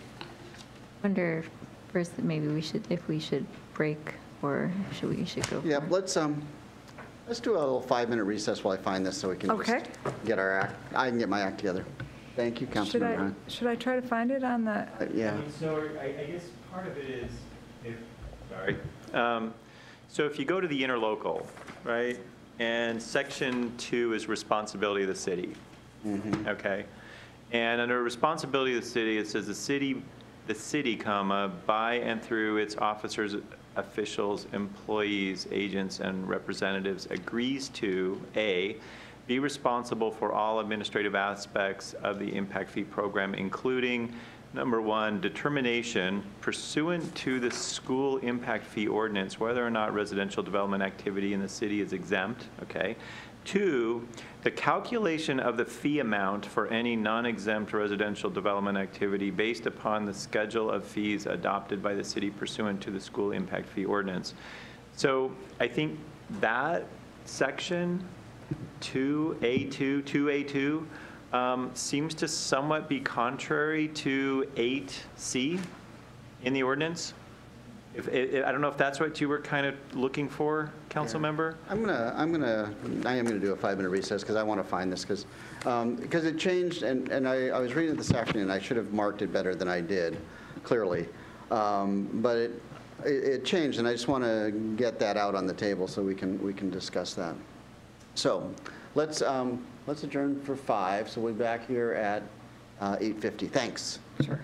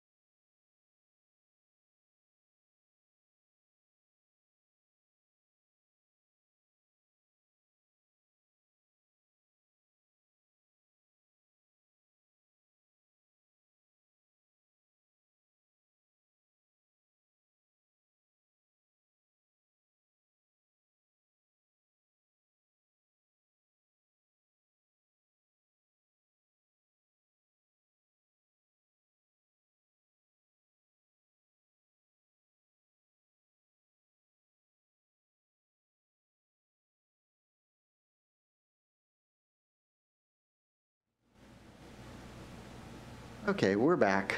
We're back from recess. So let's continue with discussion. Councilmember Hunt.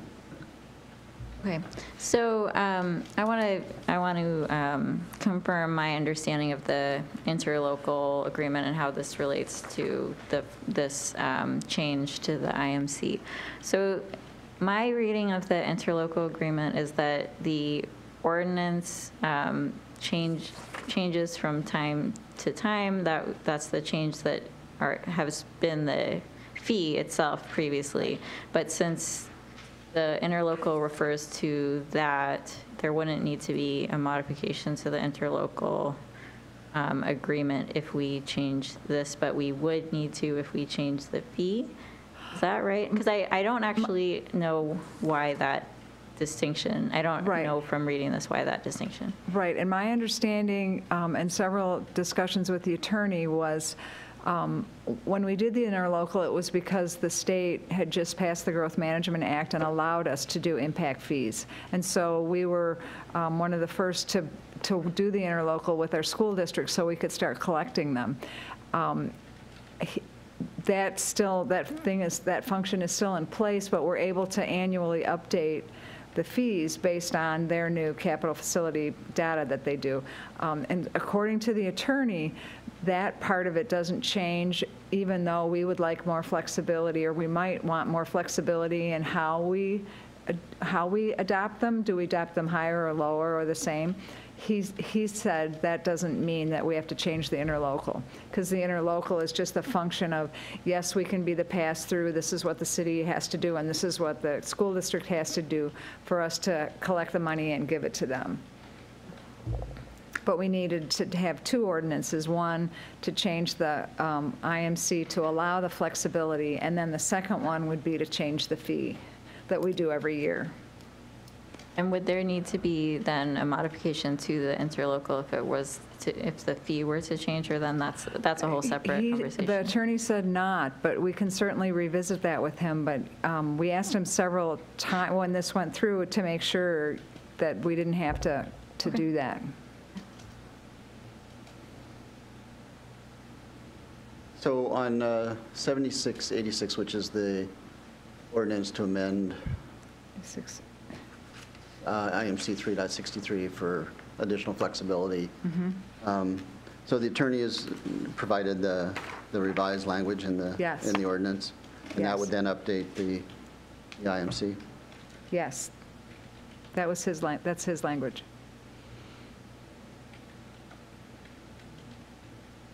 I think it's in 3 or 4 places. Would it be possible, I don't even know if we have the this information, but to see when and if in the past, with the exception of amending it to change the individual impact fees, if the actual narrative construct, I think was the word you used, construct of the code has changed in the last 23 years? Yes, it's been that long. I believe there was one time, and Steve, you might remember, that affordable housing was allowed as an exemption. So that would have been 10 years ago? I know the time flies, but that was one time when affordable housing became a part of our construct as communities across the state that wanted to exempt impact fees. And so I think schools, for transportation and for parks and for fire, and then schools came later, that they were able to be exempt for affordable housing. And so it would have been amended then, but that's the only time I can remember that we would have changed the basics for school impact fees. But if we go online, you can tell by the end of it. Is that what you're doing? I was, but you could do it on something we can all see. Well, that's. Hold up the screen. So it has revision history on the. It does. So it'll mention the last ordinance that was approved and when. Okay, but not the entire history of the section. This is different than my screen. Get a free quote. Do I just search Issaquah? Can I help you, Trish? Yes. Oh, it said code publishing, but it didn't open it up. Better than phone a friend. Oh, see, that's what I thought I was going to, sorry. 3, It's 3. 3, 6, 3. 3. Okay, so ordinance 2074 in 95.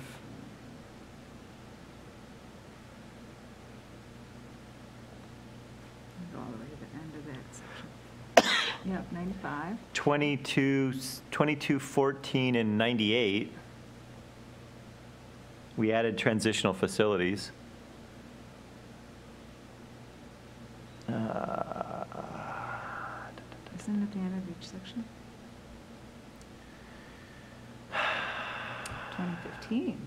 So there was a 2018 amendment, there was a 2015 amendment, there was a 2008 amendment, and there was a, That's the first oh, one.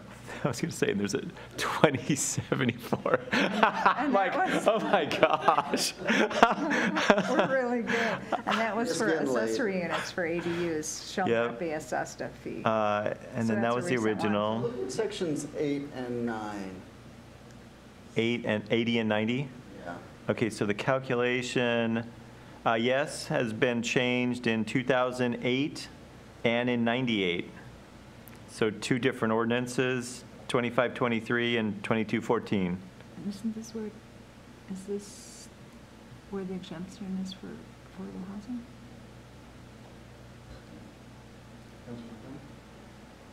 I'm just wondering, No. this is the one about the application fee to So- cover the city's costs, so this is So not, this I is, think. this is your changes. I don't know what the changes are. We'd have to pull those ordinances and look through them for the changes. Yeah, I'm not sure that it's really material either. W. President Batiste? So I just had a question. We have a, excuse me, just 1 second. We have a letter that was sent from the superintendent of the school district.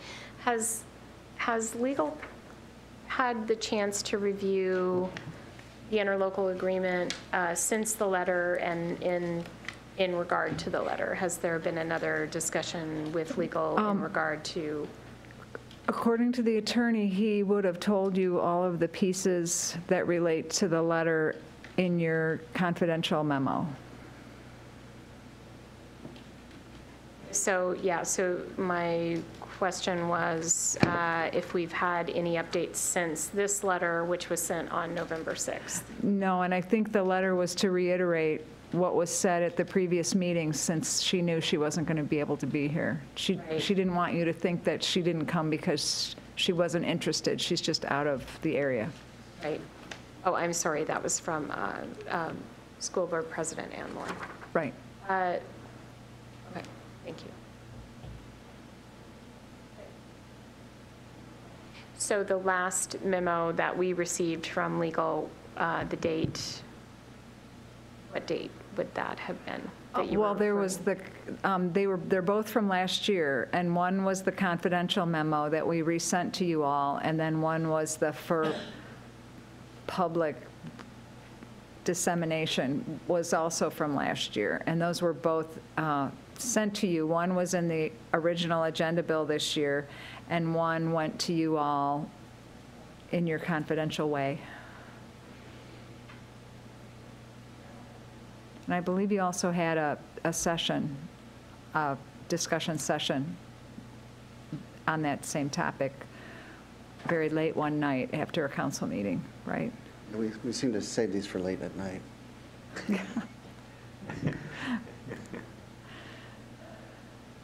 Any other questions for Trish or comments? Councilmember Hunt? So some other cities have changed their parts of their way that they are assessing the impact fee relative to what was the recommendation for the school. There were a couple, or one that was a cap and one that was for a cottage-style housing. Do we know if they had to change their interlocal agreement, or if they did through the same sort of process with the code, or did they already have that flexibility and so it was not? We didn't pertinent? dig that far into the process, how they processed them, just the end result, that they were able to make adjustments from what the school district recommended. But we didn't dig into how they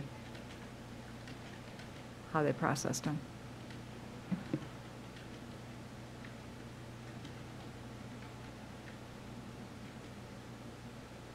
Any other questions?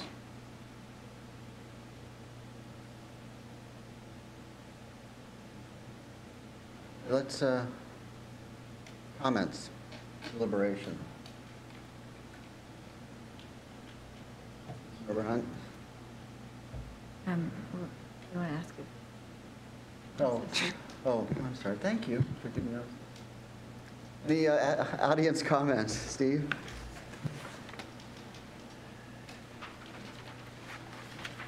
Steve Crawford, Executive Director of Capital Projects for the Issaquah School District.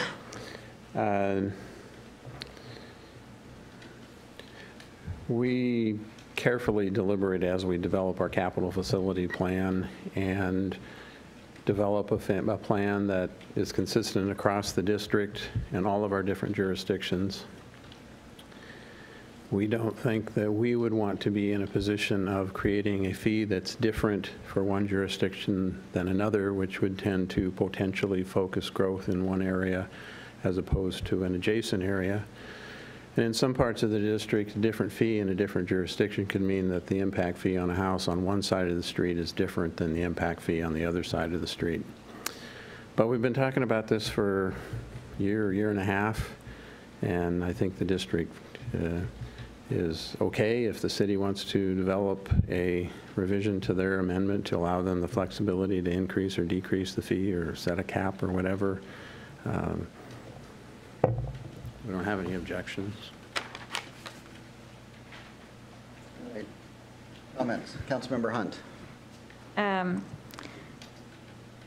Thank you for the input, and thank you for the refresher and also for providing the information on the interlocal agreement. So I think that, and we have talked about this before, and I still think that having the flexibility is a good thing. And the city is changing. We're seeing different types of development and different rates of development, and the school will have different needs over time. I think having that flexibility is prudent, so I am still in support of this. Are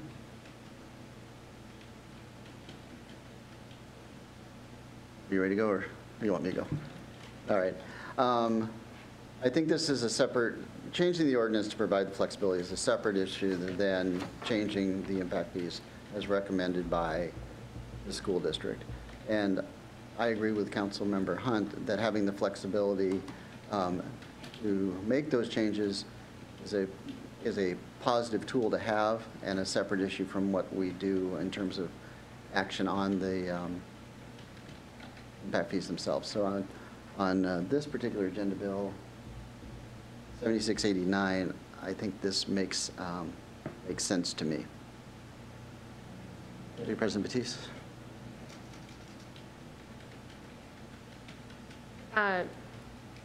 So, yes, we have been talking about the impact fees for seems like the second year of this, and a lot of very thoughtful feedback. Thank you for coming tonight and speaking with us, and all the information that we've received is very much appreciated.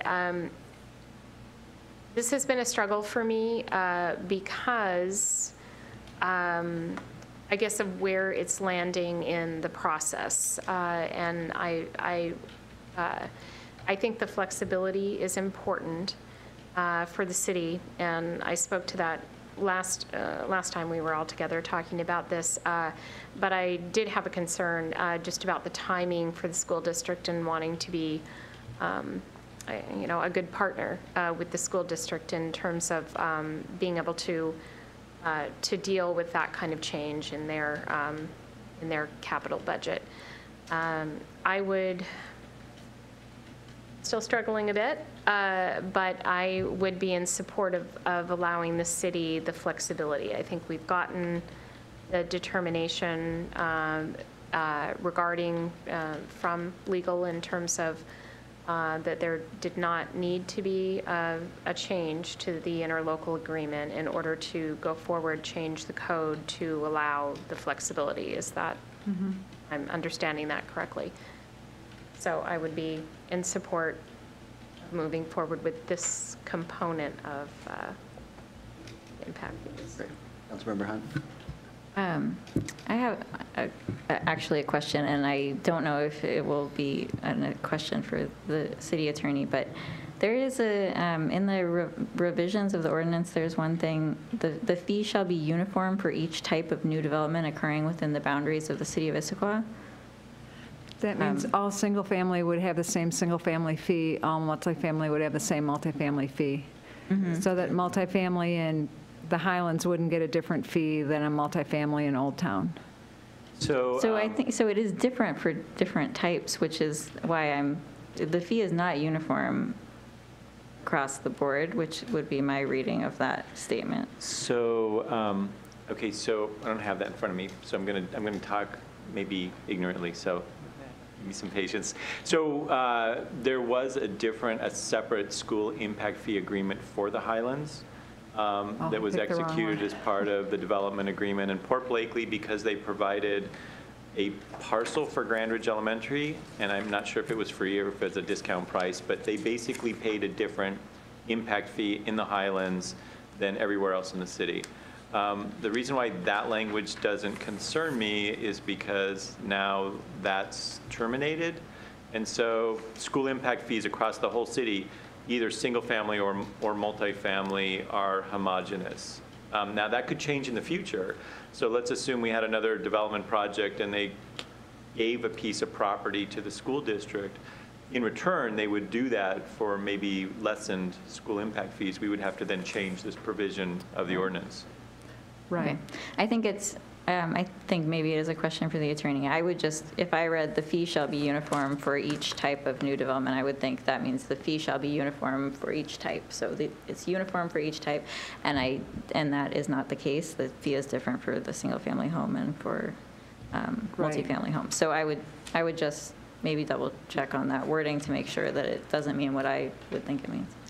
Right, because I had asked him that too, because it comes up in an odd place in the ordinance, and I said, why are we saying this now when we didn't say it before? And it was now that we don't have to worry about the Highlands actually having a different fee.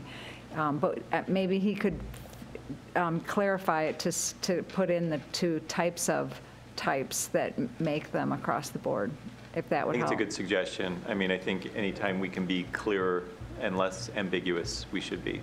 So I would agree. Okay. Councilmember, or Deputy President Batiste. So not to jump ahead, but I'm going to have some questions in the next conversation where I believe where I'm landing is that I'm going to ask for some legal feedback. And so the reason I'm bringing it up right now is that we also have some legal questions, and so I just thought I'd throw that out there because of where I think I'm going to land in our next conversation, and these are related. These two bills are related, and I'm wondering if we could use some additional legal feedback prior to proceeding. And boy, do I hate to do this again and prolong a very prolonged conversation, but based on Councilmember Hunt's comments just a few minutes ago, it made me think of that. Yeah, I think the only challenge we have is we have to get this done by the end of the year. Running out of time. Yeah, and we probably don't have time to get it on the 9/11 or 11/19 agenda. So the last chance we really have for action would be on 12/3 on this. So if there's specific legal questions you want us to try and yield between now and 12/3, there's no way this one's going on consent, right? No. And so, I think, we would have to do that. We could potentially get answers in a week. We could give those to you in email form. We could then potentially populate the update to the agenda bill. We have a couple weeks to do that.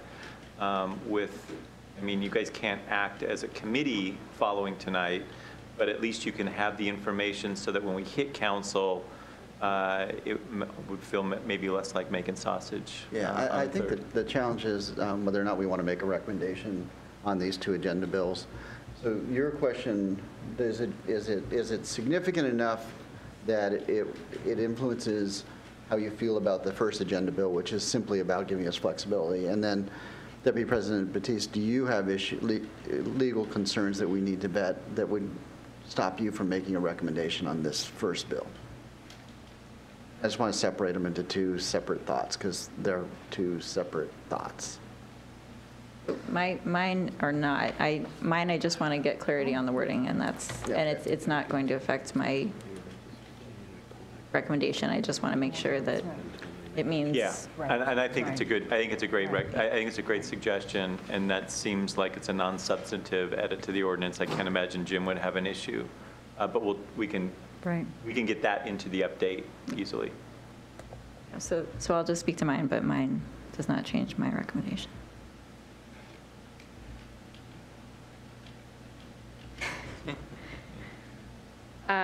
As I talked about before, this particular, they seem very coupled to me. I know that they don't need to be, and we're looking at two separate issues here. I would feel comfortable going forward with this AB. Okay. Then let's do that. All of those in favor of recommending to the full council to adopt an ordinance to allow the council flexibility to set school impact fees higher or lower than the proposed by the Issaquah school districts, say aye. Aye. Okay. So that carried unanimous, and that is a recommendation simply to change the ordinance to provide flexibility. That's got to be a 12-3 regular business, right? Yes. Yeah. For sure. Okay. So let's go on to our last piece of business for today, Agenda Bill 7640, amending the school district impact fees. Trish, you want to talk to that? This one actually changes the fee. So this is where you get to either choose the fee that the school district mentioned in their capital facilities plan. I should go back to the PowerPoint. Or the one that came out of committee 2-to-1 last time you were in committee was that you wanted it to be only with the 50% discount that's required by King County, not the additional 10% that was added by the school district. But it's in committee again, so you all can talk about that again if you would like. Okay. Any questions for Trish or any comments? Maybe let's go to I think we know this issue well enough. Let's just go right to comments. Just go right at it. Deputy President Batiste, you're lit up. Oh, am I? Oh. Steve, do you want to comment on this one too? Sorry.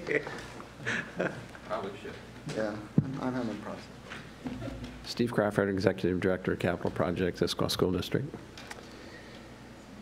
As we work through the capital facility plan, we did discount more than the required 50%. That still resulted in an increase in a single-family fee of 74, an increase of 74%, and a multifamily increase of 27%.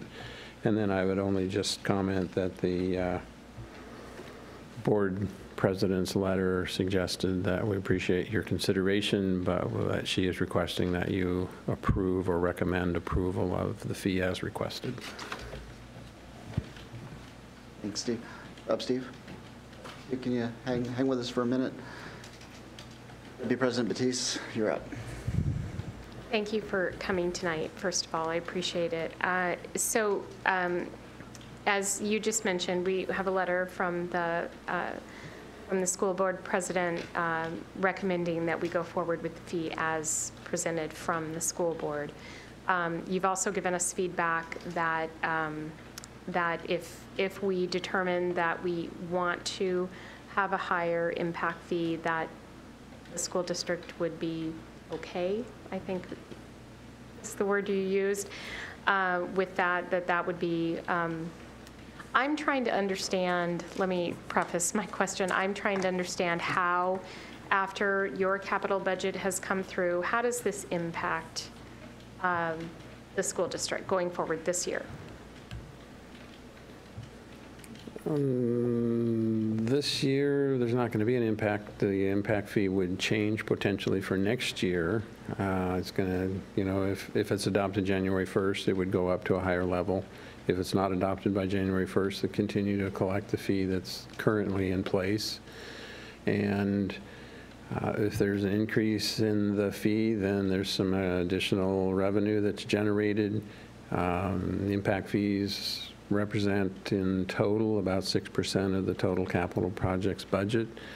The increase from the recommended fee to the fee that would be at a straight 50% discount, it's you know, $200,000 or $300,000 a year, so it's not an insignificant amount of money, but it's not going to change the world one way or the other. Thank you. Any other comments? Any questions for Steve? Thank you for being here, and thank you for staying so late with us, too. That's okay. All right. Comments, thoughts, deliberations? Councilmember Hunt? So I appreciate the partnership with the school. I appreciate the comments that were made earlier that at this point the school district, their preference is to adopt the fees as they calculated, but they're also okay with a change, and that it also is not impacting their plans, and certainly I don't think in an adverse way in terms of funding their capital plan. So I still think back to the Cascade Water Capital Regional Facilities Charge and the way that those are calculated, and the way that, you know, you have this formula, you come up with a number at the end of the day, and that's the formula that's used to calculate the impact fee. And I think that having a formula in place, that's the way I think. So that's the way that makes most sense to me. And then having what seems to me like a changing and sort of the discount, especially given the needs of the schools, and then also given that the city is responsible for a lot of the land use and a lot of the land use regulations and a lot of the policies in place that are leading to a lot of growth in the city.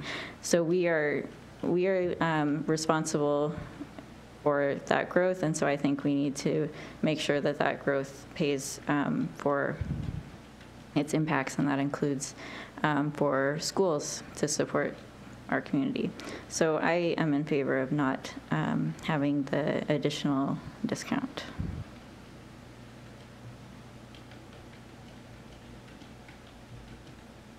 President Batiste, any comments? Yes. So I think I'm moving down the road here in terms of it was important for me to hear from the school district about having this change come up and how that would impact or not impact their group, and from my understanding, it would not impact them in a negative way. And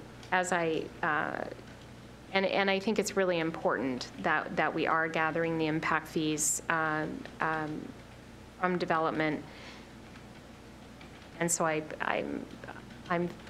I'm feeling closer to being able to get this over the finish line, but I still have some questions from legal.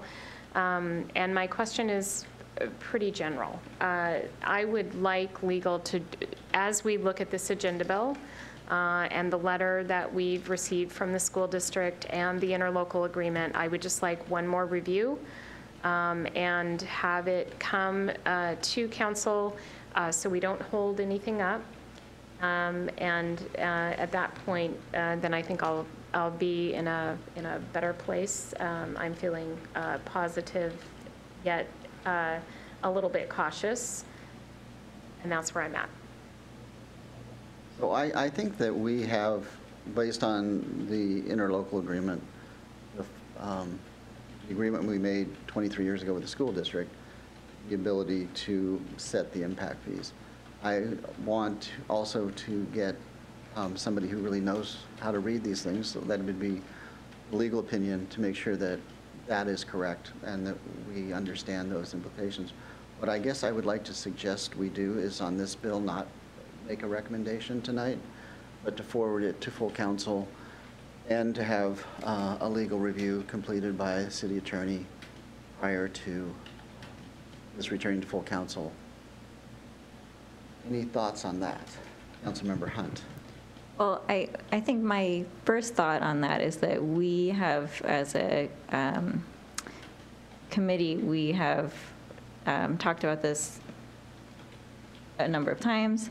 I think that having it at the council level with new information, I think that usually we do a deep dive on these sorts of issues at the committee level, which makes a lot of sense, especially given the number of other constraints on our time at the regular committee meeting.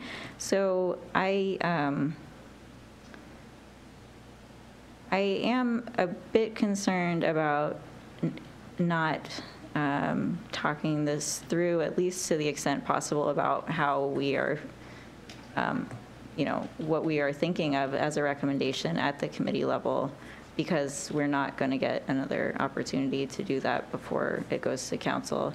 And I think it is a complicated issue. We've had a number of discussions about it. So I'm just one of three, but I would prefer that we have a recommendation come out of this committee so we can at least assist the council as they are going into their deliberations, rather than coming out of our deliberations after many of these meetings not having a recommendation. Deputy President Batiste. Well, I'm taking all of that into account. I'm trying to think of the best way that I would think of to go forward. So we could explain to council. We would definitely have to really explain it during committee report, whether we would want to say we, or I am recommending that this move forward pending legal review. That may be one. But to Councilmember Hunt's point, if we say no recommendation, but I can definitely speak to it. All right, then during committee report. Okay. Councilmember Hunt. All right. So we have had the city attorney look at it, look at this particular changes that are in the packet, and look at the interlocal. So this legal review has been done. I don't know that, I think we may have questions that we can't have answered right now because we don't have the attorney here. But I wonder if we can at least think about the specific questions that we would want answered for the council, because I think that the review, we have the memo, we have the general review. So just because we're not going to have another touch. So if we can get those questions out on the table, I think that would be good. And I had that one question, and I think that's it. Yeah, so you have your question really dealing with the previous bill and the previous agenda bill and the language associated with that.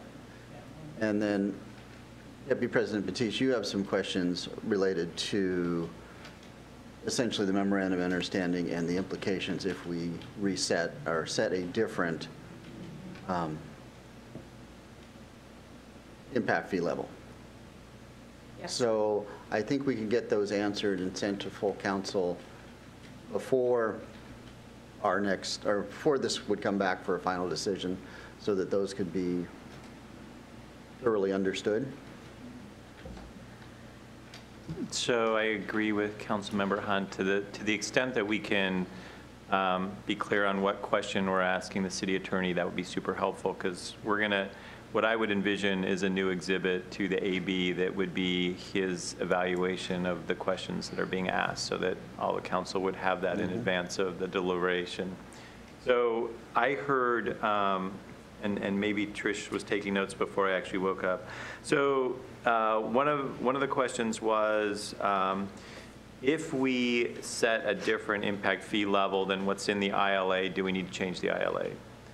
What I also heard was, has the city attorney seen the letter from the school board president, and does that affect either the proposed ordinance or the ILA? Does it have any impact on the decisions that we're making? I think there was another question, and I think I missed that one. And if I've misstated your guys' questions, please clarify. Deputy President Batiste, and then. So I guess my question was to look both at the interlocal agreement one more time, and because we did have a little bit of confusion about maybe some gray areas in the interlocal agreement, so I'm not positive that I'm going to be able to completely specify exactly what that is, but I would like the attorney to look at the agenda bill in front of us. If we are feeling positive about that agenda bill, that he look at the letter, the interlocal agreement, and then just give a legal recommendation now that we have some questions and we've brought all of this together. Okay. And he could take a look at it and say, yes, I've done that, and this is where we're at again, but it is important to me just to have him look one more time. Absolutely. Okay, let's make a recommendation. What do you say? Okay, so all of those in favor of recommending to the full council to amend IMC 3.63100A to increase the school impact fees as identified in the Issaquah School District's 2018 Capital Facilities Plan, except applying the 50% discount required by King County formula, say aye. Aye. Aye. I'm going to put that in as abstain until I get that, the review. Okay. And I think that that's, one of the legitimate reasons for abstaining is not having enough information to make the decision. So we're going to recommend the ordinance as presented with the different impact fees to represent a 50% discount as required by the King County formula. And we will return that with a 2-0 with one abstention recommendation, the full council, and I'm going to guess regular business? Yes. For regular business on December 3rd. And I will explain during the committee. Absolutely. Awesome. Any other comments? Anybody else tired? Okay. The next meeting of the Services and Safety Committee will be on December 11th here in council chambers at 6:30. And with that, we're adjourned. Thank you all. Steve, thanks again for sticking with us.